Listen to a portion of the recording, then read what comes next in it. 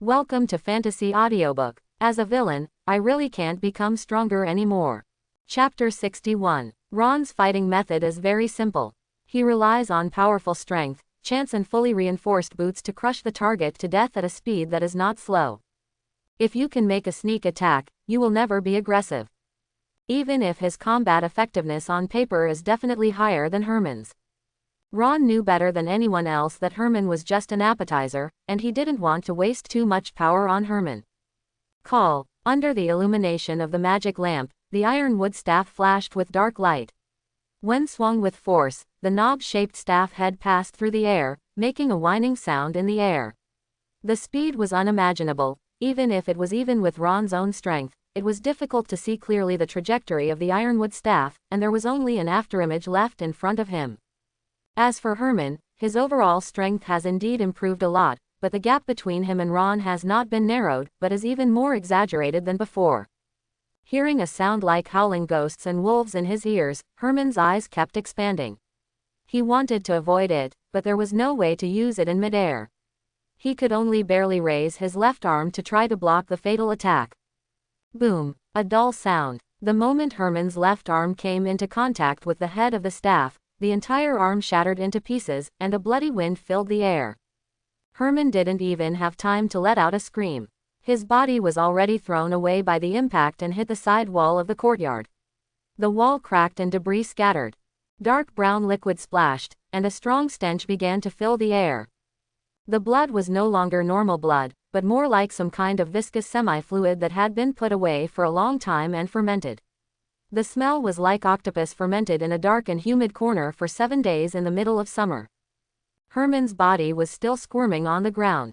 He opened his mouth and spat out a mouthful of blood. Pain. For Herman, no pain was too much to bear. What is truly unbearable is the growing hatred in the remaining sanity. The pain intensifies the hatred. Still raising his head stubbornly, he saw the figure that had fallen from the sky not far away. Stripes of dark red mucus were stuck to the pure white priest's robe, which was the blood spurting out of his body. The moment their eyes met, the body that had just stood up suddenly bent over. That was not something Herman could do. It was as if at that moment, another existence had taken over Herman's body. Snapped. The black arc of light tore through the night sky, and its height was just as high as Herman's head. With a crisp sound, Herman's entire head turned into a watermelon and shattered. Red and white things were splashed everywhere. There was only a headless thing left in front of him, missing his left arm, as if it had turned into a corpse, standing quietly in front of Ron. Blast Herman's head off, but Ron was not satisfied with the result. He originally aimed for Herman's chest. It was clearly visible to the naked eye that on the broken neck, the surface of the smashed wound on the left arm seemed to be covered with maggot-like granulations, squirming in a scalp-numbing manner. Breeding. On each bud, dozens of black, cold, and slippery filaments sprouted out, like slender worms. They entangled together and re-evolved into Herman's arms, neck, and even head. Although this was not the first time Ron had seen this kind of scene, he still couldn't help but get excited. This scene is far weirder in the real world than in the game. His throat trembled, and Ron stepped towards Herman. After the ironwood staff smashed Herman's head, it stuck to the ground in the distance, and Ron took out the Dark Bible again. As long as knowledge is triggered, it is the effect of power. The destructive power of the Dark Bible is not much inferior to that of the ironwood staff. Ah! At this moment, Herman, whose head had been smashed and his neck and vocal cords were all destroyed, suddenly let out a sharp scream from his body. The chest expands and contracts violently. Boom! Ron's body suddenly froze, as if he had been hit hard on the head by a hammer. His eyes instantly became dizzy, and some kind of fishy sweet liquid seemed to seep out from the tip of his nose. This was the first time Herman had resisted so far in the battle. Blasphemy! The voice was still echoing. Ron's eyes were covered with red threads, and the streaks were clearly visible. The blood vessels on his forehead and face were prominent, like delicate poisonous snakes. The feeling of fainting lasted for a brief second. Relying on his strong willpower, Ron smashed out the Dark Bible in his hand. When, this time, the Dark Bible hit Herman's chest accurately, and during the collision, there was a sound like metal clashing. Herman's body, which had not yet fully recovered, was thrown away again. Most of the wall that had been shattered by the ironwood staff collapsed suddenly, sending smoke and dust everywhere. Ron wiped the underside of his nose, and it was all scarlet. The broken body on the opposite side seemed to sense that something was not going well and tried to escape. Ron reached out and touched the storage ring. Several scrolls appeared in his palm, and they were all thrown towards the remains of Herman in front of him. Call. In an instant, blazing flames burst out from the ground. With Herman's remains as the center, a not too big circle was formed, and the flames directly shot up to a height of several meters. The third-level black beast could not resist the instinctive fear of flames. He bounced up on his legs and tried to escape from midair. But a giant golden hammer suddenly appeared out of thin air and hit Herman's head, which had just half recovered, with a clang, directly smashing Herman's body down again. Hammer of Punishment, a rare offensive skill for priests. Of course, Ron doesn't know this skill yet. This is all the power of the scroll. Taking advantage of this opportunity, Ron picked up the ironwood staff again, crossed the blockade of flames, and walked to Herman. Before he could get up from the ground, Herman once again tried to make a blasphemous sound. This was currently the only way he could cause harm to Ron. But a foot trampled heavily on Herman's chest. The newly bulging chest immediately deflated. The blasphemies that were waiting to be unleashed were stillborn. Ron's hands grasped the iron and wood staff, and the staff's body dropped naturally, as if he was holding a huge cross in his hands. The slightly slender end was aimed at Herman's chest, where was the real core of the black beast. Just as Ron raised his arm and was about to pierce Herman's chest, a shrill voice suddenly came from the distance, "Keep your men alive." The repairman's intervention came as expected. Ron was not surprised at all. All this was within his expectation. He knew that this was the real opponent. Beep. The infinite death system is activated. Task description. Herman will not die easily. You are not fighting a person, you are challenging the majesty of fate. Optional mission goal 1. Follow the guidance of fate and let Herman go. Task reward. None. Perhaps, a kind fate will give you a chance to survive for a short time. Optional mission goal 2. Kill Herman, and then try to survive. Mission reward. Ostara's fragment. Death countdown. 600 seconds. It seems that the repairman really cares about this chess piece. Ron sneered, and without stopping for a moment, the head of the ironwood staff stabbed Herman in the chest. Elsa's shadow emerged from Ron again. As always, her graceful body floated in the air, one black eye and one white eye staring indifferently below, as if she wanted to see what decision Ron would make at this time. Not every creature has the courage to challenge fate. This road is full of thorns. If you are not careful, you will be doomed, just like Archibald thousands of years ago. But, so what? After just traveling into this world, Ron already understood that he had no choice. It has nothing to do with system rewards. Ron just wanted to live, that's all. But perhaps it was because of this humble wish that he became the most badass villain in the eyes of fate. There was no hesitation. Ron's hands tightened. The ironwood staff does not have a sharp tip, but with the blessing of powerful power, it also has unimaginable destructive power. Snap. A voice that shouldn't have appeared at this moment echoed in Ron's ears. A translucent, glass-like barrier emerged from Herman's body out of thin air. When the ironwood staff hit it, it failed to break the barrier. The force of the counter-shock made Ron almost unable to hold on to the ironwood staff. The jaws of his hands were shattered and his palms were dripping with blood. Of course, under Ron's power, this barrier was not much better. The glass-like barrier was covered with dense cracks, as if it would collapse in the next second. The mysterious interference is really annoying. It is really difficult to kill Herman without eliminating the interference. Ron raised his head and met the man's eyes. That was a priest. But unlike other priests of the Dawn Goddess Church, his robe is dark brown. Being able to ignore the magic circle arranged by Virgil is enough to show that he is stronger than Virgil.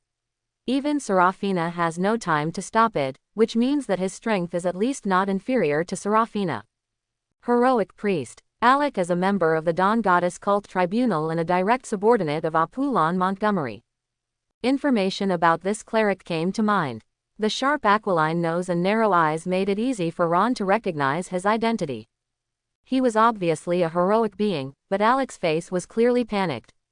He was ordered by the Vice Pope to come to protect the young master. But from far away, I heard a loud sound and smelled the strong smell of blood. When I came here and saw the scene, my eyes went dark and I almost fainted. The only good thing is that he arrived in time. At least, he barely managed to save Herman from this man.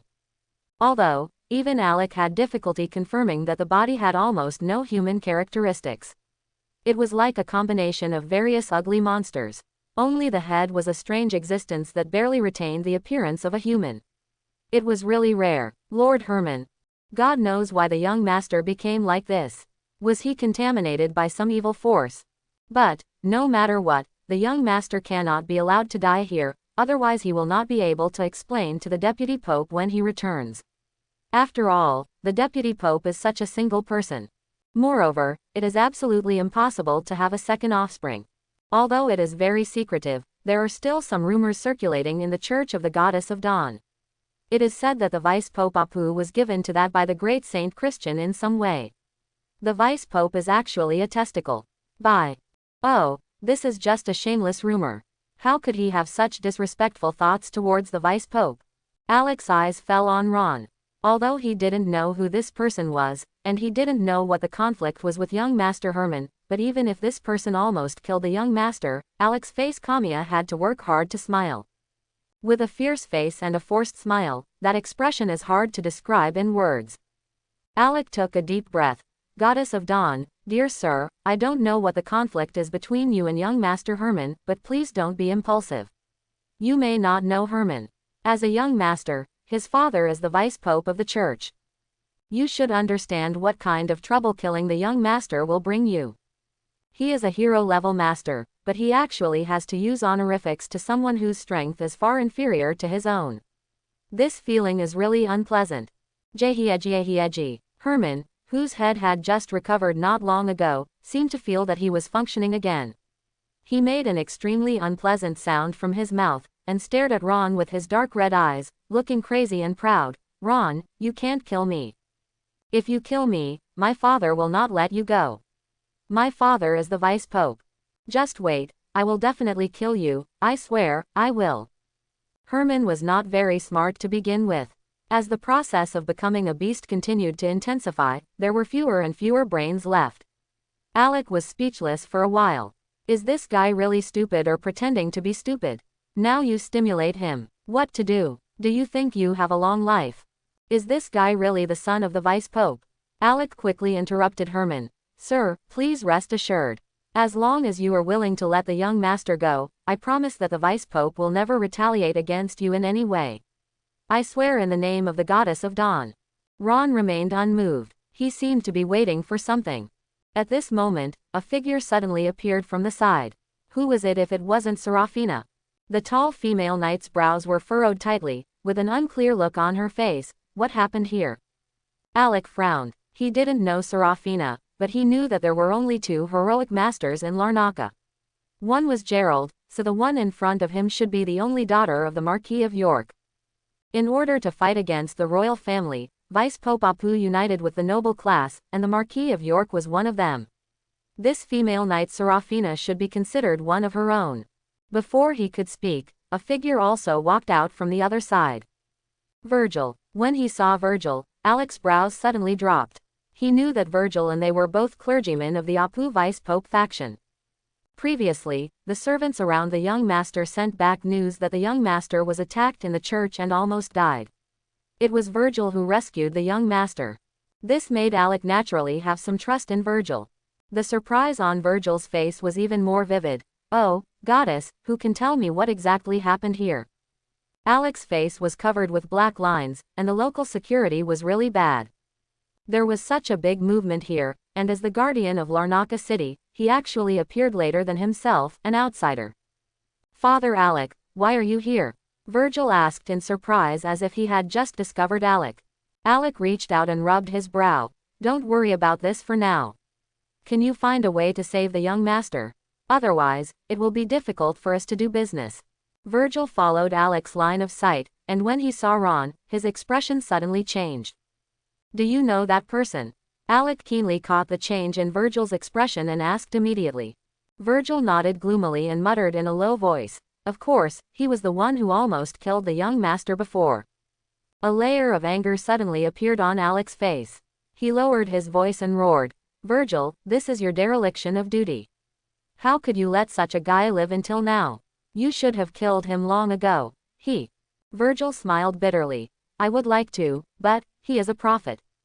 Prophet? Alec's face was full of astonishment. The Ron who predicted the emergence of the Golden City and the demise of the Dragon Clan.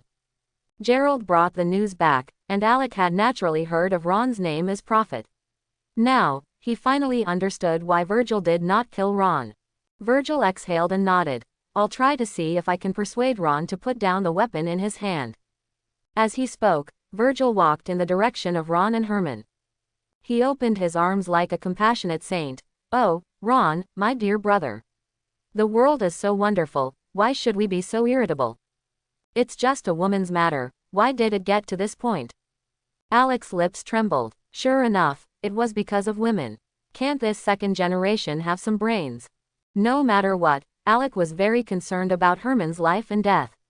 Naturally, his eyes and attention all fell on Virgil. He didn't even notice that Serafina was approaching. Virgil still approached Ron. "Brother Ron, believe me, Vice Pope Apu is a very kind and tolerant man. He will never care about your offense to Master Herman. You are just a woman. I believe that Vice Pope Apu will definitely give Aurelia to you. Vice Pope Apu values you very much. He is even planning to make you the holy son of the Church of the Goddess of Dawn. Think about it, you are a prophet and you have a bright future. Why should you ruin your future over a trivial matter? We are all believers of the Goddess of Dawn, and believers do not deceive believers. We all love each other, half-brothers." Alec looked at Virgil with eyes full of admiration. Although this guy's strength was far inferior to his own, Alec admitted that in terms of eloquence, none of his 100 people could compare to Virgil. "Look, this little mouth is talking black, and everything is white. Archdeacon Apu is kind and magnanimous. Those who died in the Inquisition were the first to express dissatisfaction. Let Ron be the son. How come he, a confidant who has always been with the Vice Pope, doesn't know this?" However, I have to say that Virgil's bewitching voice seemed to have some effect. The black staff in Ron's hand seemed to move away from the young master's chest a little bit. The current scene made Alec feel inexplicably nervous, his whole body was tense, and he even held his breath. I was afraid that the slightest movement would irritate Ron, the prophet. There was only one pair of eyes, staring straight ahead. Just when Alec's attention was highly concentrated. Poof! Dull sound. Immediately afterwards, there was unbearable pain and Alec couldn't control his screams. Alec's eyes widened. The severe pain that penetrated his waist made his face twist into a ball. The face that was originally excited because Herman was about to be released suddenly turned pale, and big beads of sweat rolled down his face. His eyes rolled over, and from the corner of his eye he saw Serafina, who had moved closer to him at some point. The female knight who was supposed to have a noble character had only indifference and ridicule on her face. Why did Serafina sneak attack on her?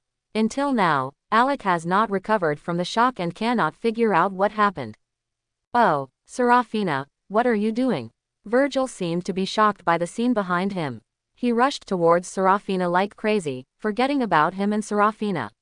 The strength gap between that resolute figure even moved Alec a little. I always thought that this Virgil was just a cunning fox, but now it seems that he is actually a pretty good guy. Poof! Alec's body trembled again. This poor middle-aged man's eyes widened and he looked down at his chest. A sharp dagger penetrated his heart. This scumbag, he even put poison on the dagger. And the owner of the dagger turned out to be the one who just now he thought was a good person. Virgil. Even though the dagger had pierced his heart, Alec still couldn't believe that this was what Virgil could do. I have to say that Virgil, Serafina, and even Ron are all very smart actors. They had been prepared for the possibility of rescuing Herman. When Alec appeared, he was discovered by the two of them immediately. However, neither Virgil nor Serafina made any move to stop him. Virgil knew very well the strength of Father Alec. Although this guy was only a priest, he was stronger than all the bishops, even most archbishops. The Inquisition is the most violent and cruel institution in the Church of the Goddess of Dawn. Without sufficient strength, it cannot suppress the situation at all. Not to mention Serafina, even if Virgil and Ron were added, I'm afraid she wouldn't be a match for Alec.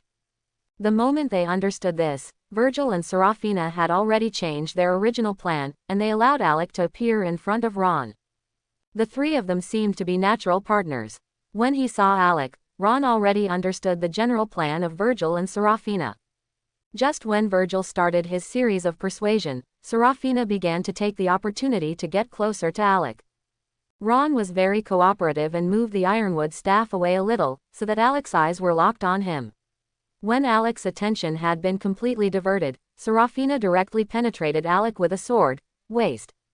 Three young men, with no sense of martial ethics, came to trick and attack Alec, an old comrade in his 40s or 50s. The effect is surprisingly good.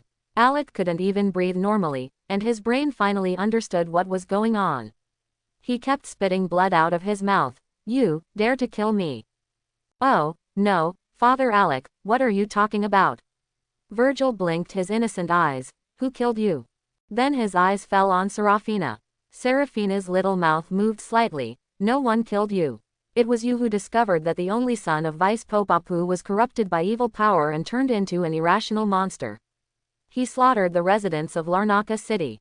Don't you?" He could not bear to see corpses lying everywhere, charged on the front line against the monsters, and finally died heroically in the battle with Herman.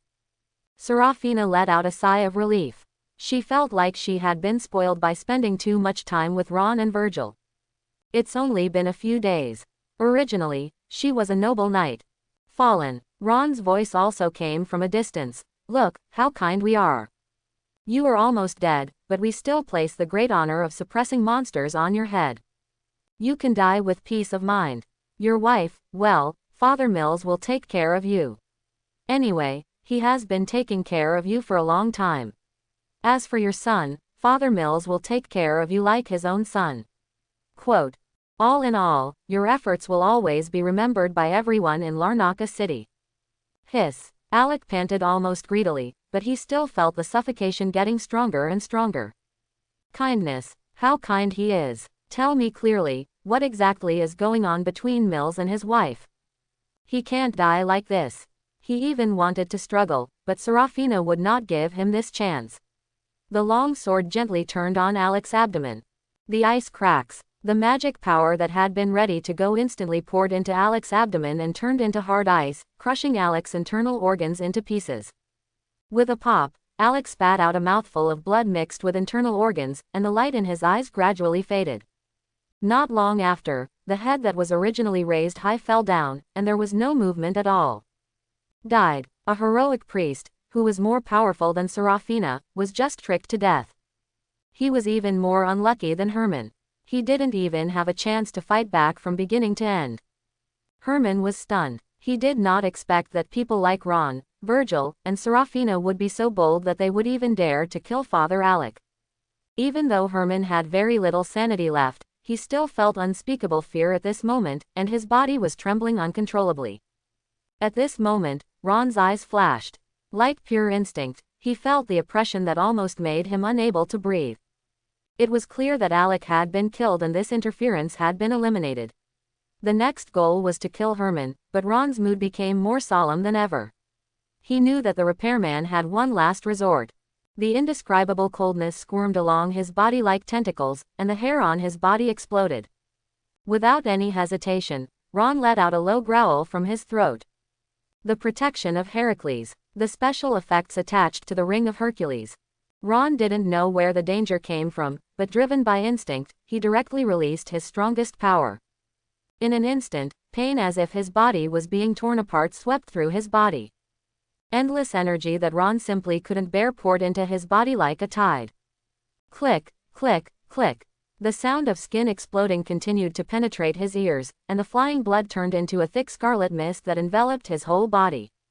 Ron's body was expanding at an unimaginable speed, his limbs were like thick boulder pillars, and his split skin bathed his huge body in scarlet liquid.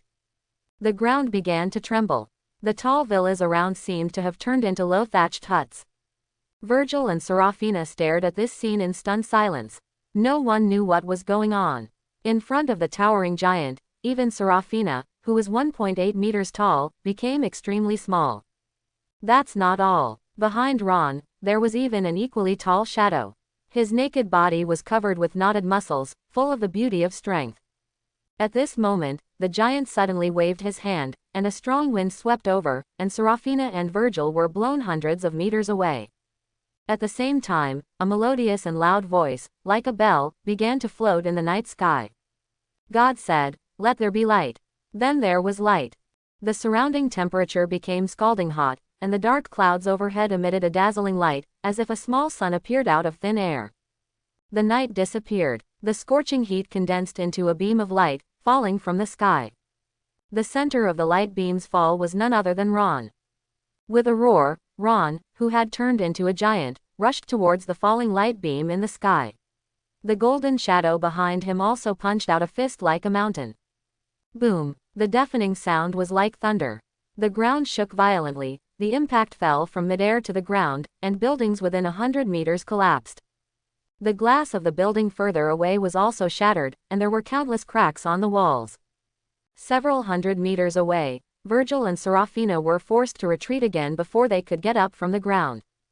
Puff! Ron's throat suddenly spurted out a mouthful of bright red blood. Almost all the capillaries in his body were shattered, and thick blood mist exploded from his cracked skin. The tall shadow behind him exploded and disappeared into thin air. The giant that was originally standing tall was shrinking faster than before, and it didn't take long for Ron to return to his original shape. Almost all of his body was soaked in blood. The breathing in the throat seemed extremely weak, and there was only one pair of eyes, still staring at the sky, and the beam of light was shattered under the bombardment of the iron fist. However, the dark clouds that were dispersed all around did not reunite. A shadow gradually appeared in midair. It was a man in his 30s, with a face like a crown jewel, red lips and white teeth. Wearing a robe made of gold wire and wearing a crown. A pair of narrow eyes were cold and ruthless. That is the deputy pope of the Church of the Dawn Goddess. Apollon Montgomery. The repairman's final intervention. Once this interference is eliminated, it will be Herman's death. Apollon Montgomery. He is not the pope, but he wears the papal crown openly. He is not a god, but he appears in a more ostentatious way than a god. Ron's body couldn't bear it anymore, and his consciousness became obviously dizzy. His throat tightened on its own, and another mouthful of blood spurted out of his mouth. His chest was squeezed by an indescribable force, making his breathing instantly difficult. It is worthy of being one of the BOSSs in the second expansion pack in the game. Even if it is just a magic projection, it still releases pressure that is unbearable for Ron now. As the strongest interference in Ron's calculations, he finally appeared. His cold eyes fell on Ron. In an instant, Ron felt as if he had turned into a frog being stared at by a poisonous snake, and his eyes seemed to penetrate his body and soul.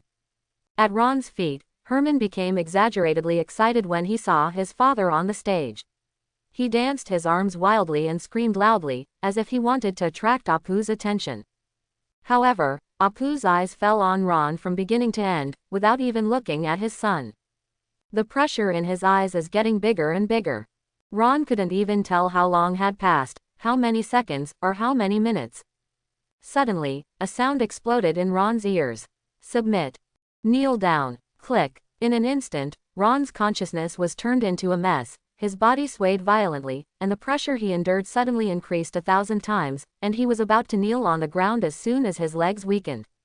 At this moment, Ron's arms suddenly exerted force. With a sneer, the ironwood staff directly took root on the ground in front of him. He grabbed the body of the staff with both hands and relied on the support of the ironwood staff to finally stabilize his body. Under the excessive force, the skin on the arm almost shattered instantly, dripping with blood. But from beginning to end, Ron never knelt down. However, when he poked the ironwood staff into the ground, he accidentally poked the head of the staff directly on Herman's newly grown head. Unfortunately, the head was smashed into paste again. No one cared about poor Herman, not Ron or his father, who was still struggling on the ground. Ron stubbornly raised his head and looked at the projection in the void. Even if the pressure of falling from above his head was like a mountain, even if his whole body was about to be crushed into pulp. He grinned, and a contemptuous smile appeared on his blood-stained face. Submit. Surrender to you ******. Ron spit out a string of Chinese quintessence. I'm kneeling to the heavens and the ground to kneel to my parents. Who do you think you are, asking me to kneel to you? Are you worthy? Isn't it a boss that can reveal the most powerful magic wand in the early and middle stages of the game, the Staff of Greed? Are you pretending to be your sister? Sooner or later, I will burst out the Staff of Greed from you. This weapon adds a huge amount of spirit and magic power, which is very suitable for Aurelia. If it weren't for the fact that he still had to hold the ironwood staff with both hands to support himself, Ron would really want to give this guy a middle finger. Fortunately, Virgil and Serafina are not here, so there is no need to worry about the image being damaged. At this point, Ron no longer fears death. It doesn't matter if he dies, at least it's a grand death. Apu in the void frowned slightly. He rarely faced an enemy as full of foul language as Ron. No, this little guy couldn't even be called a real enemy. He was only interested in Ron's ability to predict the future. If it weren't for Ron's ability to see into the future, he would have turned Ron into powder. He was not angry and showed a very high level of quality, just. However, Ron seemed to have not finished speaking. His lips were still moving, and a voice floated in the wind and penetrated into Apu's ears. Asterisk asterisk asterisk asterisk, you have no small reason, death, eunuch. The high quality of the archdeacon disappeared. The handsome face with red lips and white teeth was twisted into a ball, and the fingers of his hands hanging naturally were twitching nervously. No one could understand how Apu was feeling at this moment. Only a scepter appeared in front of Apu out of thin air. A bright and dazzling light bloomed on the scepter, which symbolized the authority of the Pope. Crunch. At this moment, a bloody door appeared out of thin air behind Apu. Woo, woo, woo. Countless transparent tentacles sprouted from inside the door, tearing the air, and tightly wrapped around the Deputy Pope's body. Immediately afterwards, the tentacles tightened, trying to drag the projection of the Deputy Pope into the blood gate. Seeing this scene, Ron suddenly breathed a sigh of relief. Agnes finally took action. Maybe this divine envoy was delayed for some reason, resulting in his taking action a little late.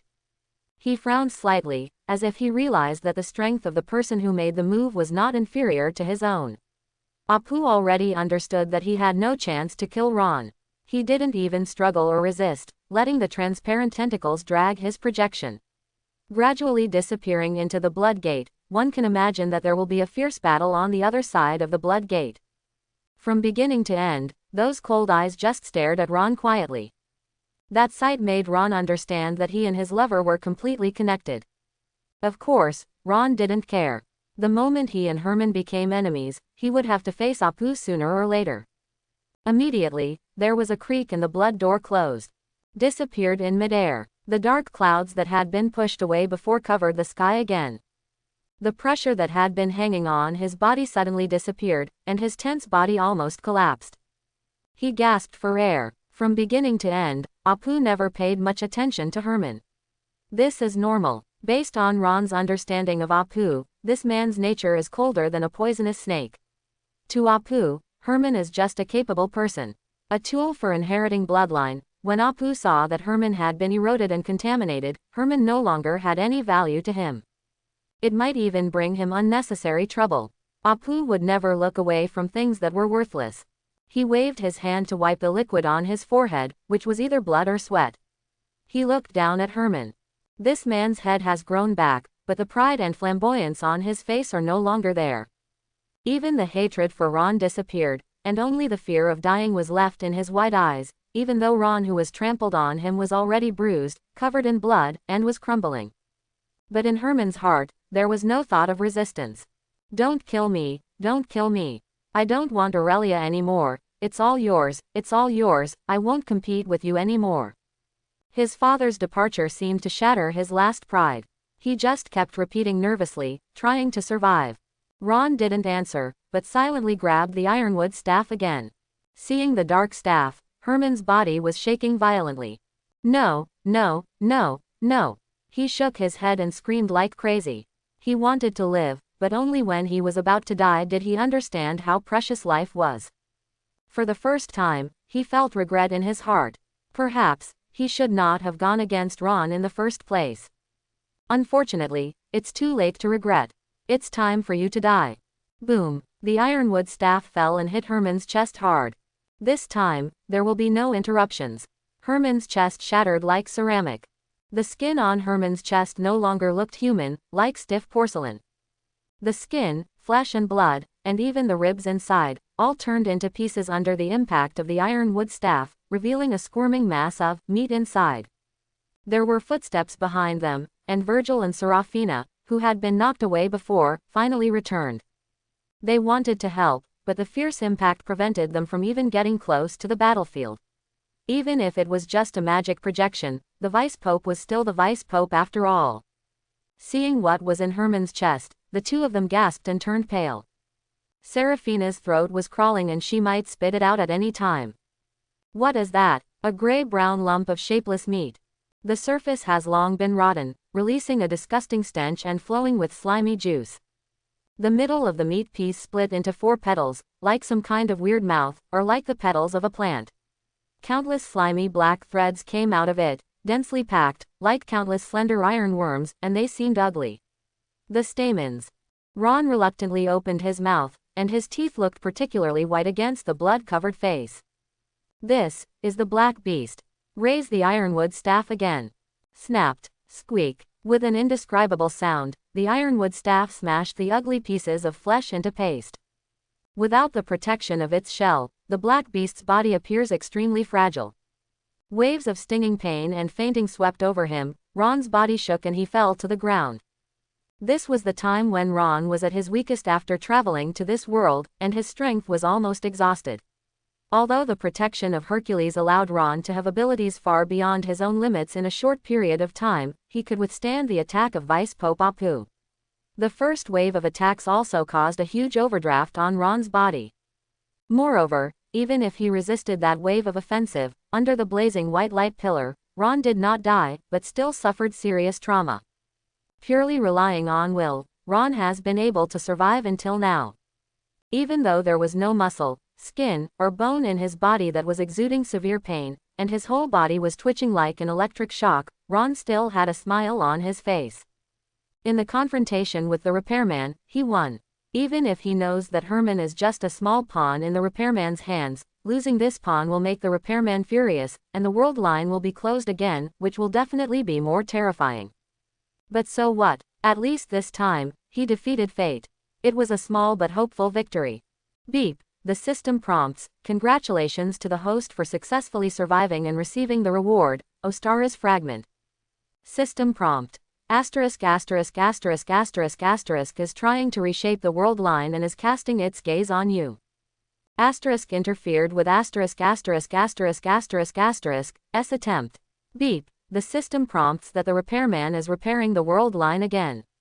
System Elsa's voice echoed in Ron's ears, but Ron had no time to think about this, and his consciousness completely fell into darkness. Serafina rushed forward quickly, not caring about the blood on Ron's body, and hugged Ron in her arms.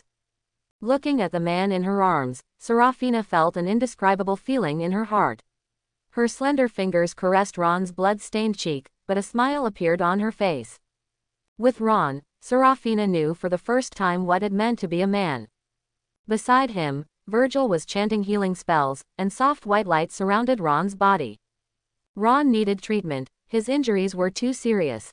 Under the white light, the dense wounds on Ron's body slowly healed. Bada, bada, bada. Crisp footsteps came from behind.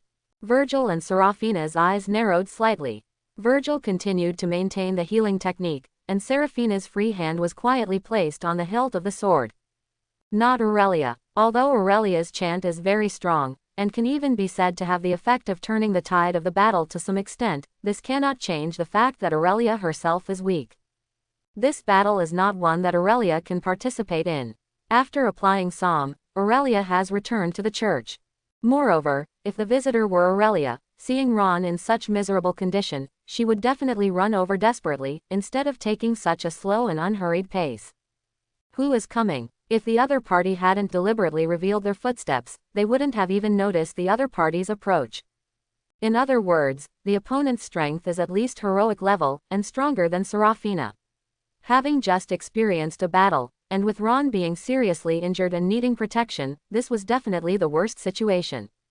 But, even so, neither Virgil nor Serafina abandoned Ron. Clang. The sword is unsheathed. Holding Ron with one hand, the blade of the sword was already pointing behind him. Right in front of Serafina and Virgil was a nun who looked very ordinary. He is 1.6 meters tall, neither tall nor short. Well-proportioned figure, neither fat nor thin. Her facial features were extremely ordinary, and there was nothing memorable about her. It's the kind of thing that is lost in a crowd and can't be found in a blink of an eye. But it was such a nun who made Serafina's hair stand on end. A thin layer of sweat formed on the palm of her hand that was clutching the hilt of the sword. It was an indescribable feeling. She stood there, but it was as if she had never existed. Serafina had no choice but to wink at Virgil and signal Virgil to take Ron out of here first, and she would intercept the nun. Although, she will most likely die here. However, Virgil, who was usually very shrewd and cunning, was acting rather slow at this time. He seemed to have not received his signal at all and stood motionless in place. A few seconds later, Virgil took a deep breath, drew a sunburst shape on his chest with his fingers, bent down, and said with a wry smile, "Sister Dana. I almost didn't recognize you." She was obviously a nun she had met several times, but she almost didn't recognize her. Virgil was in a complicated mood. He did not have Alzheimer's disease. It was just that the nun in front of him was too special. The Forgotten One, Grand Sister Dana. The Church of the Goddess of Dawn, the head of the 7 nuns who govern the 130,000 nuns of the Church of the Goddess of Dawn. The great saint, Christian's servant. Just like her title, no matter how many times I see her, I will subconsciously forget her. She is like a real ghost, floating under the quiet night sky. Put down your sword, Serafina. Virgil rubbed his forehead and said to Serafina. If Dana really wanted to take action, there was no point in resisting. Serafina bit her lip lightly, and after a brief hesitation, she finally took back the magic sword. Dana did not continue to approach, but glanced at Ron who was covered in blood, then at Herman who had his heart smashed on the ground, and Alec who had been stabbed twice in the waist, and slowly opening. Herman was contaminated by the evil god and fell into madness. Father Alec died in the battle to stop the monster from wreaking havoc. Her voice was as ethereal as her existence, but it also had the power to make people feel peaceful and peaceful. The tension in Virgil and Serafina's hearts was gradually soothed. Virgil let out a long breath. He understood that the killing of Alec and Herman would not be held accountable by the church's higher-ups. At the church headquarters, Vice Pope Apollon Montgomery naturally has the great Saint Christian to deal with it. This is normal. As the wife of the Vice Pope, the great saint naturally did not have the slightest fondness for Herman, an illegitimate son. Although she is a great saint, Virgil has heard that Her Majesty Christian is extremely tolerant in other aspects, but she is extremely jealous in this aspect. She even exploded 2 of AP Montgomery's balls because of this incident. Ahem, it must be fake. No matter what, the gentle and kind-hearted queen of the great saint will not be so rude. After the voice fell, Dana walked over to Ron. This time, Serafina did not continue to stop him. Gazing across Ron, who was covered in blood, Dana's expression remained unchanged. Her hands were intertwined in front of her chest, and her thin lips sang an ethereal and crisp voice. I pray for the grace of the goddess. You will not fall into the abyss. Your sins have been forgiven. The song floated in the night sky, with the power to shake the soul. Her voice was really beautiful. Along with Dana's singing, the blood on Ron's body and Serafina's arms began to vibrate as if boiling. Then the blood flowed back up, following the small wounds, and re-entered Ron's body. Broken capillaries re-heal. The disordered tendons return to normal. Broken bones rejoined. Until finally, the countless small cracks disappeared completely. Virgil's throat moved slightly. This was a hymn. The healing power of the hymn is countless times more powerful than the healing technique he just used. As long as you have one breath, you can be dragged back from the gate of hell. Ron's complexion had returned to rosy, and his breathing had become even. Except that he had not yet opened his eyes, he was as peaceful as if he was asleep. Virgil and Serafina both breathed a sigh of relief. On the other hand, Dana's smooth forehead wrinkled slightly. She tilted her head, seeming a little confused. Why hasn't Ron woke up yet? This is not normal. Your Excellency, Ron, when will he wake up? Serafina asked in a low voice. Dana didn't answer. She just approached again and placed a small hand on Ron's forehead. A few seconds later, Dana's calm face showed obvious changes for the first time. His soul disappeared. Ron's soul disappeared. This is impossible. Serafina's face changed drastically. Originally due to Ron's recovery from his injury, her face gradually gained a trace of rosiness, and suddenly she became as pale as paper. The tall body was trembling, and his white teeth were biting his lips hard. Just now, Ron smashed Herman's chest with the iron staff, telling them that the rotten, downy flesh was the body of the black beast. How much time has passed? How could Ron's soul disappear for no reason? Next to him, Virgil's expression was extremely gloomy, and his hands were clenched subconsciously. I'm sorry, I don't understand what's going on. I've never encountered such a weird thing. Dana sighed with regret. I need to go back to find the Great Saint. Perhaps, Her Majesty the Great Saint will come in person. After all, Ron killed Herman, but for this reason, the Great Saint would not just sit idly by. Virgil's expression suddenly turned strange.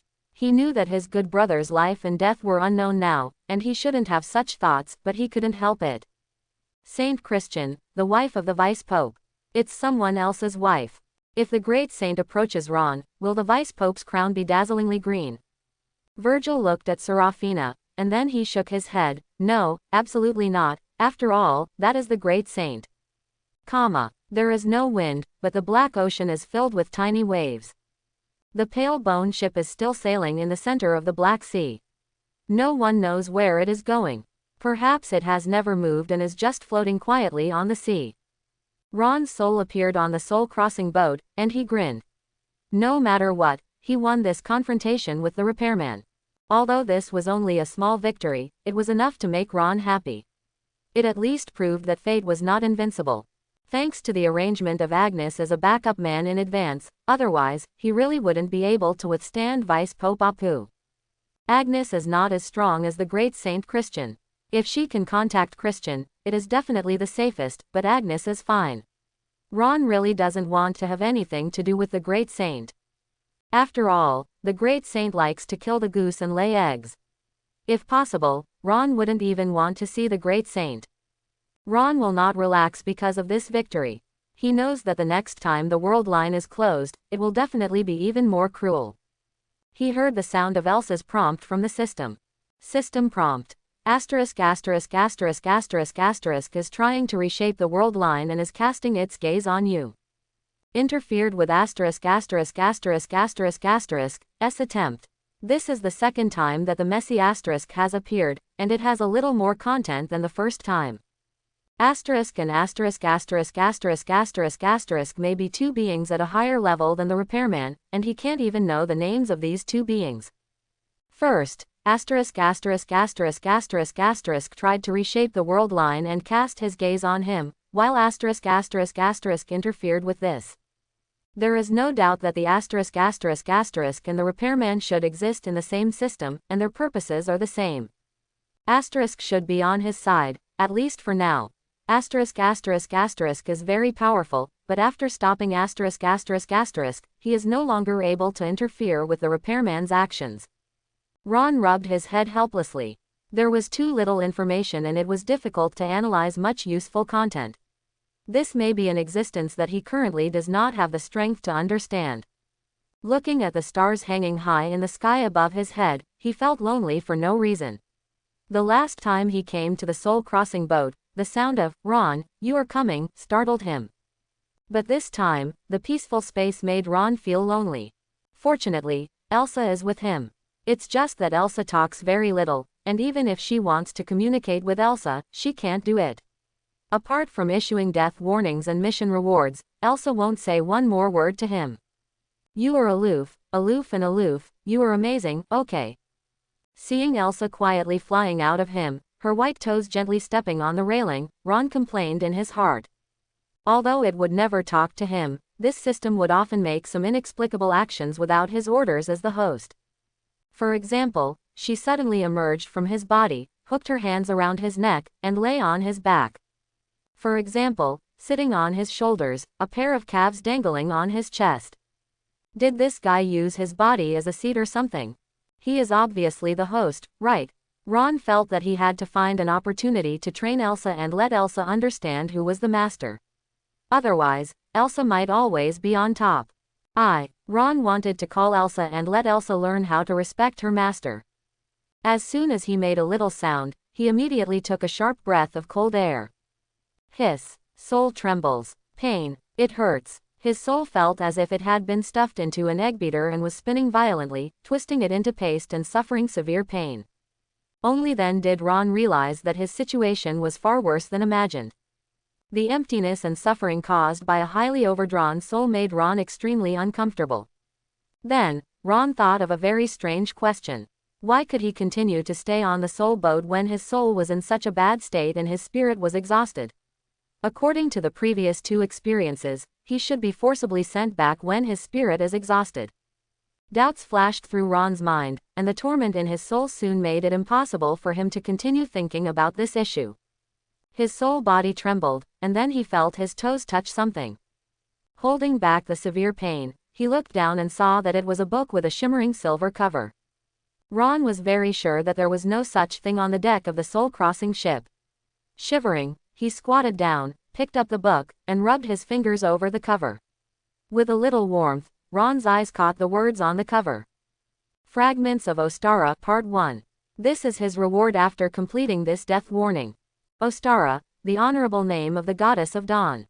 As expected of a broken chapter, we actually got an upper part. Could it be that there is a middle part and a lower part? There won't be any extras, right? Although it hurt, Ron still couldn't help complaining. He didn't think too much and subconsciously opened the fragment of Ostara. As soon as his eyes fell on it, Ron frowned. The paper inside is pure white, without any color. A wordless heavenly book. Is it necessary to use some special method to make the writing appear on the paper? Or do we have to collect the upper, middle and lower parts to unlock the true secret of Ostara's fragment? Several different guesses appeared in Ron's mind, but before Ron could judge the specific situation, he felt that the picture he saw in front of him suddenly changed, and the originally pure white paper seemed to turn into a whirlpool. Twisted and obscure words jumped out of the whirlpool one by one, like tiny tornadoes pouring into Ron's eyes. Buzz. The soul body swayed violently. The surging flow of information poured in instantly, and Ron's soul swelled. If Ron could still endure the stinging pain in his soul before, now he was really about to reach his limit, and his soul seemed to be bursting. A low and depressed groan began to come from his throat. The movement here finally caught Elsa's attention. His eyes were covered with dense text, and he didn't see Elsa, who had been very quiet on the railing, suddenly opened her arms, as if she was hugging something. In the sky above our heads, countless stars bloomed with unprecedented dazzling light, the darkness was completely dispelled, the Black Sea showed a quiet blue, and the whole world was eccentric. It's like a pair of eyes, staring at the small figure below. Purple, red, blue, green, orange. Wisps of light fell from the starry sky and silently gathered above Ron's head. In an instant, Ron's head seemed to become the center of various lights, and a melodious melody seemed to ring in his ears. It was soothing, peaceful, and the tearing pain gradually dissipated, and his restless soul was calmed. Ron's soul began to move. Circle after circle, absorbing the soft light blooming from the stars. With every circle, Ron's spirit became stronger. Ostara, Ostara, Ostara, Ostara. At the same time, a certain sound kept echoing in Ron's ears faintly. As if it was some kind of guidance, Ron followed it subconsciously. It was a very strange feeling, as if he had left the soul-crossing boat. He could feel some soft liquid sliding around him. That's the water of the Black Sea. Ostara, Ostara, Ostara. The sound echoed in Ron's ears, and he chased the syllables through the Black Sea. It was a female voice, and her voice was full of warmth. Just listening to that voice, it seemed that you could feel a tolerant embrace, which made people feel peaceful and wanted to sleep in that embrace. Unknowingly, Ron had dived to the bottom of the sea. The bottom of the sea was covered with dark brown mud. Suddenly, he saw a trace of white ahead. It's a contrasting color in a sea of change. Ron's subconscious drifted toward the white patch, which was getting closer and closer, and Ron could see it more clearly. A pure white ridge, slightly curved, forming an arch. No, that's not a ridge. It was a pure white rib. Huge and slender. A powerful being once died here. The body was soaked in the Black Sea and rotted, leaving only the pale skeleton forever. Looking further away, more and more skeletons appeared in front of Ron's eyes, more crowded than the stars in the sky. The indescribable sadness made Ron's soul tremble. Look at the dark brown mud under your feet. That's not mud, that's rotten flesh. Deep sadness flooded Ron's soul. Is it howling, or despair? Ron didn't understand why he had such strong feelings. He obviously had nothing to do with these skeletons. Chaotic sounds began to ripple in his ears, including earth-shattering roars, the roar of the inverted galaxy, the wailing of death, and the helpless crying of despair. Why am I so weak? Where is the hope? It was a collection of extremely negative emotions. Ostara, Ostara, Ostara. At this moment, the voice of calling sounded in his ears again, as if a beam of light freed Ron's consciousness from the whirlpool of despair. After chasing the sound again, Ron suddenly stopped after not knowing how long it had passed. A huge stone tablet appeared in front of him. Very big. It was even bigger than the mountain-like skeletons I had seen before, but most of the area of this huge stone tablet was obscured by the billowing black fog, making it difficult to see what was on it. There was only a small gap in the corner. When he saw the gap, Ron had a clear understanding. Could the mysterious stone slab still lying in his storage ring be cut from this stone tablet? His gaze moved to the side, and right next to the gap in the stone tablet, there was a small piece of stone slab that was not obscured by the black mist. There are several slates like this, surrounded by black mist. On the edges of the slates, countless black threads can be seen creeping out of the black mist, like tiny insects, crawling on the surface of the slates. There seemed to be some traces engraved on the stone slab, some of which could not be seen clearly. Ron got closer and floated for about half a minute. Ron finally gradually saw clearly what was on the stone slab closest to him. It was a broken, bleak mural. On the mural, there is a tall woman with black chains wrapped around her body. Behind her is a rising sun, her head raised high towards the black void. Her appearance is stunningly beautiful. Her height seems to be half a head taller than Ron, but she does not look bloated at all. Her slender figure perfectly conforms to the golden ratio, full of feminine tenderness, and also has admirable fitness. Her legs are very long, but they look very harmonious against her tall figure. She was wearing a battle armor, but the armor was extremely subtle. It only barely covered her chest and hips. Her long and toned legs and waist with muscle lines were completely exposed, like a heroic woman. Warrior, but one can't help but wonder how much defense this little bit of armor can provide. Her skin is not as white and delicate as that of ordinary women. Although it is delicate, it is full of health, adding a different kind of charm. Her long golden hair is spread out, as if the wind is blowing, and the curly blonde hair is swaying. The brilliant golden light was like the blazing sun at noon, and the black mist surrounding it made it impossible to even get close. There are two black shackles tied above the ankles of the two graceful and round feet. Ron's throat squirmed, and an idea became clearer and clearer in his mind. This is the goddess of dawn, Ostara. It was somewhat different from the image in Ron's imagination. This was a heroic, beautiful, and powerful fighting goddess.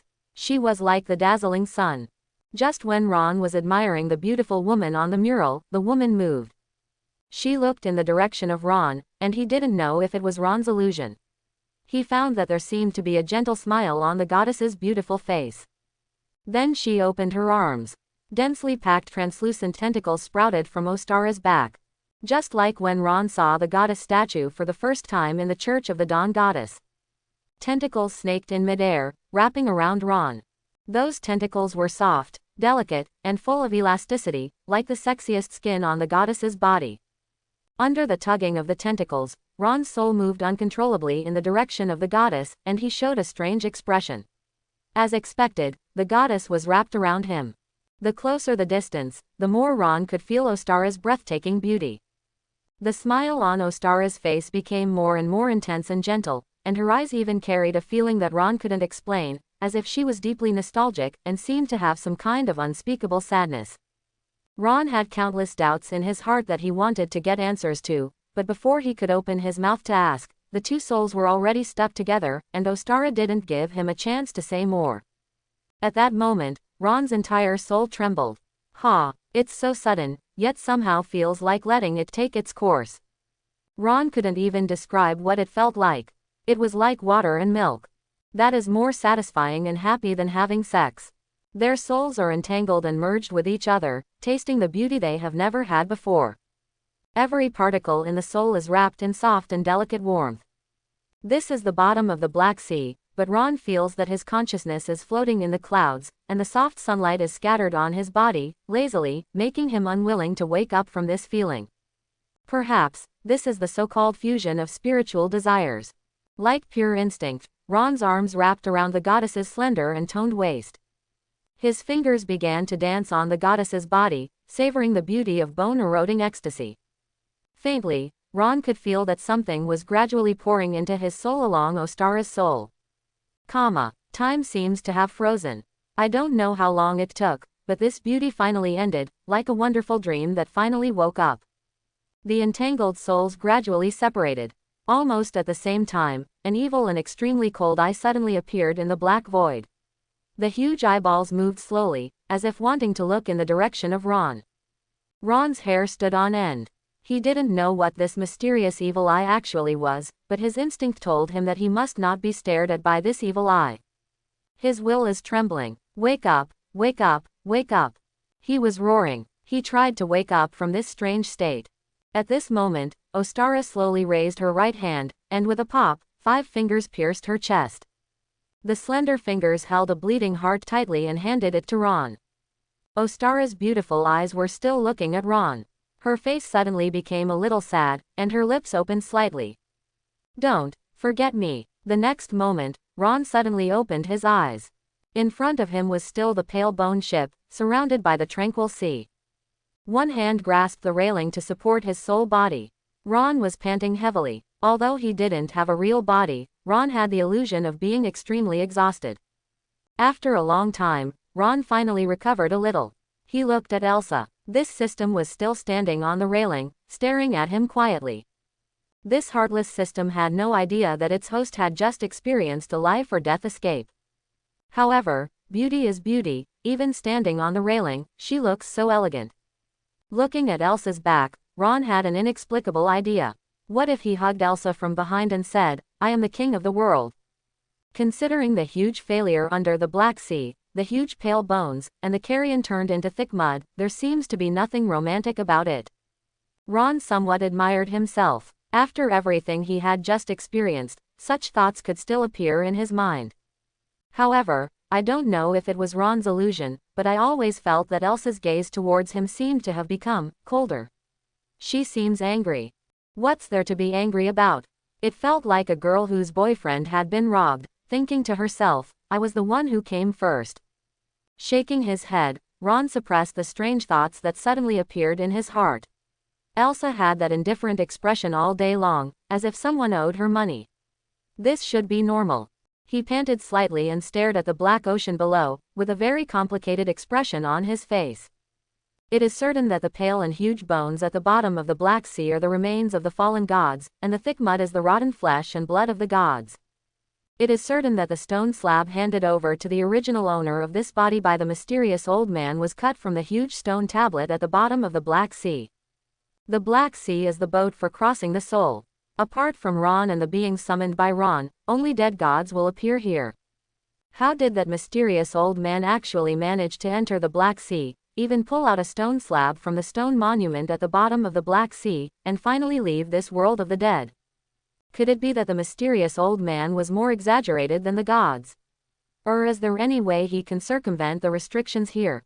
And Ostara, the goddess of dawn. The rising sun behind it is the symbol of the goddess of dawn. Everything he had just experienced seemed to be just an illusion, but that extremely elegant figure, exquisite and perfect curves, delicate and elastic skin, and the trembling of soul collision were forever imprinted on his soul.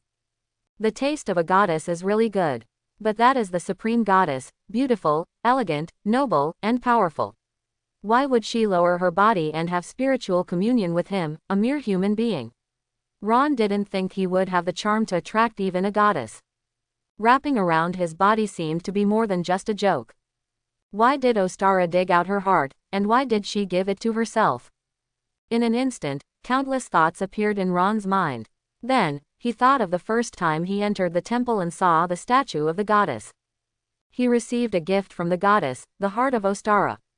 Buzz. In an instant, Ron's soul trembled, as if a layer of goosebumps were growing on his soul. Ron opened his mouth wide, but couldn't make any sound. Ostara's heart, that necklace. It is really the heart of the goddess of dawn. Another very important point is that Ostara had already transferred her heart to Ron when he entered the temple and saw the statue of the goddess. Then why is there a special demonstration on the stone tablet? What exactly did he want to convey? Recalling the bloody scene on the mural where the goddess of dawn, Ostara, inserted her fingers into her chest and pulled out her heart, Ron felt horrified. And what finally emerged was the mysterious, cold evil eye. Could it be that Ostara wanted to give her heart to herself to get a chance to live? Even if Ostara is destroyed, swallowed, and suppressed by the mysterious evil eye, can she still be revived through this heart? So this heart is the anchor point for Ostara's resurrection. Or, does she want to remind herself of something? Think again of the introduction of Ostara's heart. She will become your second heart. A certain idea became more and more clear in Ron's mind. Perhaps, this is the salvation given to him by the Dawn Goddess. This is also his opportunity to fight against the repairman next. But what does that sentence, "Don't forget me," mean? Even if it was an illusion or a dream, Ron swore that he would never forget the bone-crushing ecstasy. For a long time, Ron shook his head before suppressing these chaotic thoughts. He looked down at the palm of his hand. The fragment of Ostara and all the information stored inside had disappeared after being poured into Ron's soul, as if they had never existed. That is a complete set of cultivation methods, which is more complete than all the cultivation methods currently preserved by the Dawn Goddess Church combined. It records the most exquisite meditation methods, recipes for refining magic potions, and some secret techniques that have been lost in the Church of the Goddess of Dawn. Of course, the content in the fragment is not perfect. If Ron relied on the content in this fragment, he would be able to cultivate to the realm of disaster at most. The subsequent content may be recorded in the middle and lower parts of the fragment. Then, a very strange thought suddenly appeared in Ron's mind. Could his system be related to Ostara, the goddess of dawn? Otherwise, why would there be a fragment of Ostara in the system rewards? Ron looked at Elsa quietly. With her small toes pointed on the railing, she looked like a naughty little girl, still pouting a little angrily, walking around on the railing with bare feet, not worried about falling into the dark ocean. After all, she can fly. Well, I don't see any resemblance to the goddess of dawn at all. After all, the goddess of dawn has a plump figure that is full of tolerance. Although Elsa is well proportioned, she is still a bit off. Not on the same level. Ron felt his own situation again, and his soul strength had increased sufficiently. In terms of pure level, he should have reached the extraordinary 9 stars. With a bottle of magic potion, he could become a panic level expert. Although the panic level strength is still not worth mentioning to those real masters, it is enough to excite Ron. Call. Ron stretched his arms vigorously and looked towards the forward deck. Let's finally take a trip and explore the ship a little. There are huge secrets hidden in the Black Sea, and this soul-crossing boat shouldn't be that simple. After looking around, Ron walked towards the captain's cabin. The door to the captain's cabin is also carved from white bones. Perhaps due to years of sailing on the Black Sea, the door has become mottled, like a rusty iron block. Ron was a little curious. If he could enter the captain's room, would it mean that he could control this soul-carrying boat and go in the direction he wanted to go?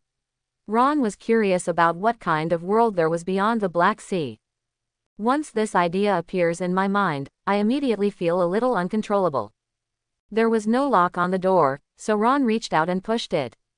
Soon, Ron frowned. The gate of bones remains motionless. No matter how hard Ron tried, there was no response. Ron tried to use his soul to penetrate through the gap, but was blocked by some invisible force. Could it be said that he is not qualified to enter the captain's room now? This is really bad. Larnaca City, branch of the Church of the Goddess of Dawn. In the large room, Ron's body lay quietly on a large bed. Aurelia sat on the bedside chair, wrapping Ron's right hand in the middle with her 2 small hands. There was some redness and swelling in her amber eyes, and it was obvious that she had been crying a lot these days. On the other side of the bed, Serafina held the sword in both hands and leaned against the wall, motionless. Serafina, let's talk. Suddenly, Aurelia spoke. You like him too, don't you? Serafina trembled slightly. Even though Serafina is a heroic female knight, at this time, she couldn't help but feel a little timid in her heart. Serafina felt like she was a third party involved. Although Aurelia and Ron's relationship was not public, it was known to everyone. This goes against the character Serafina has always upheld. However, facing Aurelia's gaze, Serafina finally mustered up the courage and nodded. Serafina had never dated a man. Even her marriage to Snow was arranged by her family. She was very vague about the relationship between men and women, but Ron's figure always lingered in her heart. Looking back on her contact with Ron, it was Ron who made her discover her husband's true face, and it was Ron's gentleness that kept her from going to extremes. She could even engage in some ambiguous jokes with Ron unscrupulously. I don't know if that was considered flirting. These were things that had never happened when she was in contact with other members of the opposite sex. She already knew that Ron was not the gentleman he thought he was, he could even be shameless, but she didn't hate him. That man seemed to have a special charm about him, which had been attracting her attention. She had been staying at the bedside for so many days after Ron fell into coma. This was the first time that a man made her worry so much. To say something unfilial, even to her father, she has never been so serious, although her father has never experienced this either. Maybe she really fell in love with this man. What will happen to Aurelia? Will she be very angry? But what surprised Serafina was that Aurelia didn't look particularly angry. She just stood up and walked to her side, tiptoeing, and a soft voice sounded in her ears. When he wakes up, let's go together. Hiss. Serafina's body trembled violently, and her originally pale cheeks instantly became rich and irreversibly rosy. At this moment, there was a burst of chaotic footsteps at the door. Aurelia took a step back, as if nothing had happened. She looked at the person coming from the door and bowed, Archbishop Gerald. Serafina took a deep breath, suppressed the restlessness that suddenly emerged in her heart, and nodded slightly. The person who came was surprisingly the person in charge of the Larnaca City branch of the Church of the Dawn Goddess, Archbishop Gerald. He has returned from the headquarters. It is obvious that this journey is not perfect. Gerald looks older than before, and his waist is more bent, so that he looks smaller and shorter. Following Gerald was none other than Virgil. Virgil's situation was a little weird. Although he was also worried about Ron's situation, deep in his eyes, there was a kind of extremely twisted excitement. How is the situation? Gerald glanced at Ron on the bed and asked in a hoarse voice. Aurelia shook her head. It's been 7 days and I still haven't woken up. 7 days have passed since Ron fell into a coma and was diagnosed by Dana as having lost his soul. Ron has still shown no sign of waking up. Every day that passes, Aurelia and Serafina's worries will increase. 1 cent. Gerald sighed. It doesn't matter, you don't have to worry too much. Ron is a prophet, this situation must be within his plan.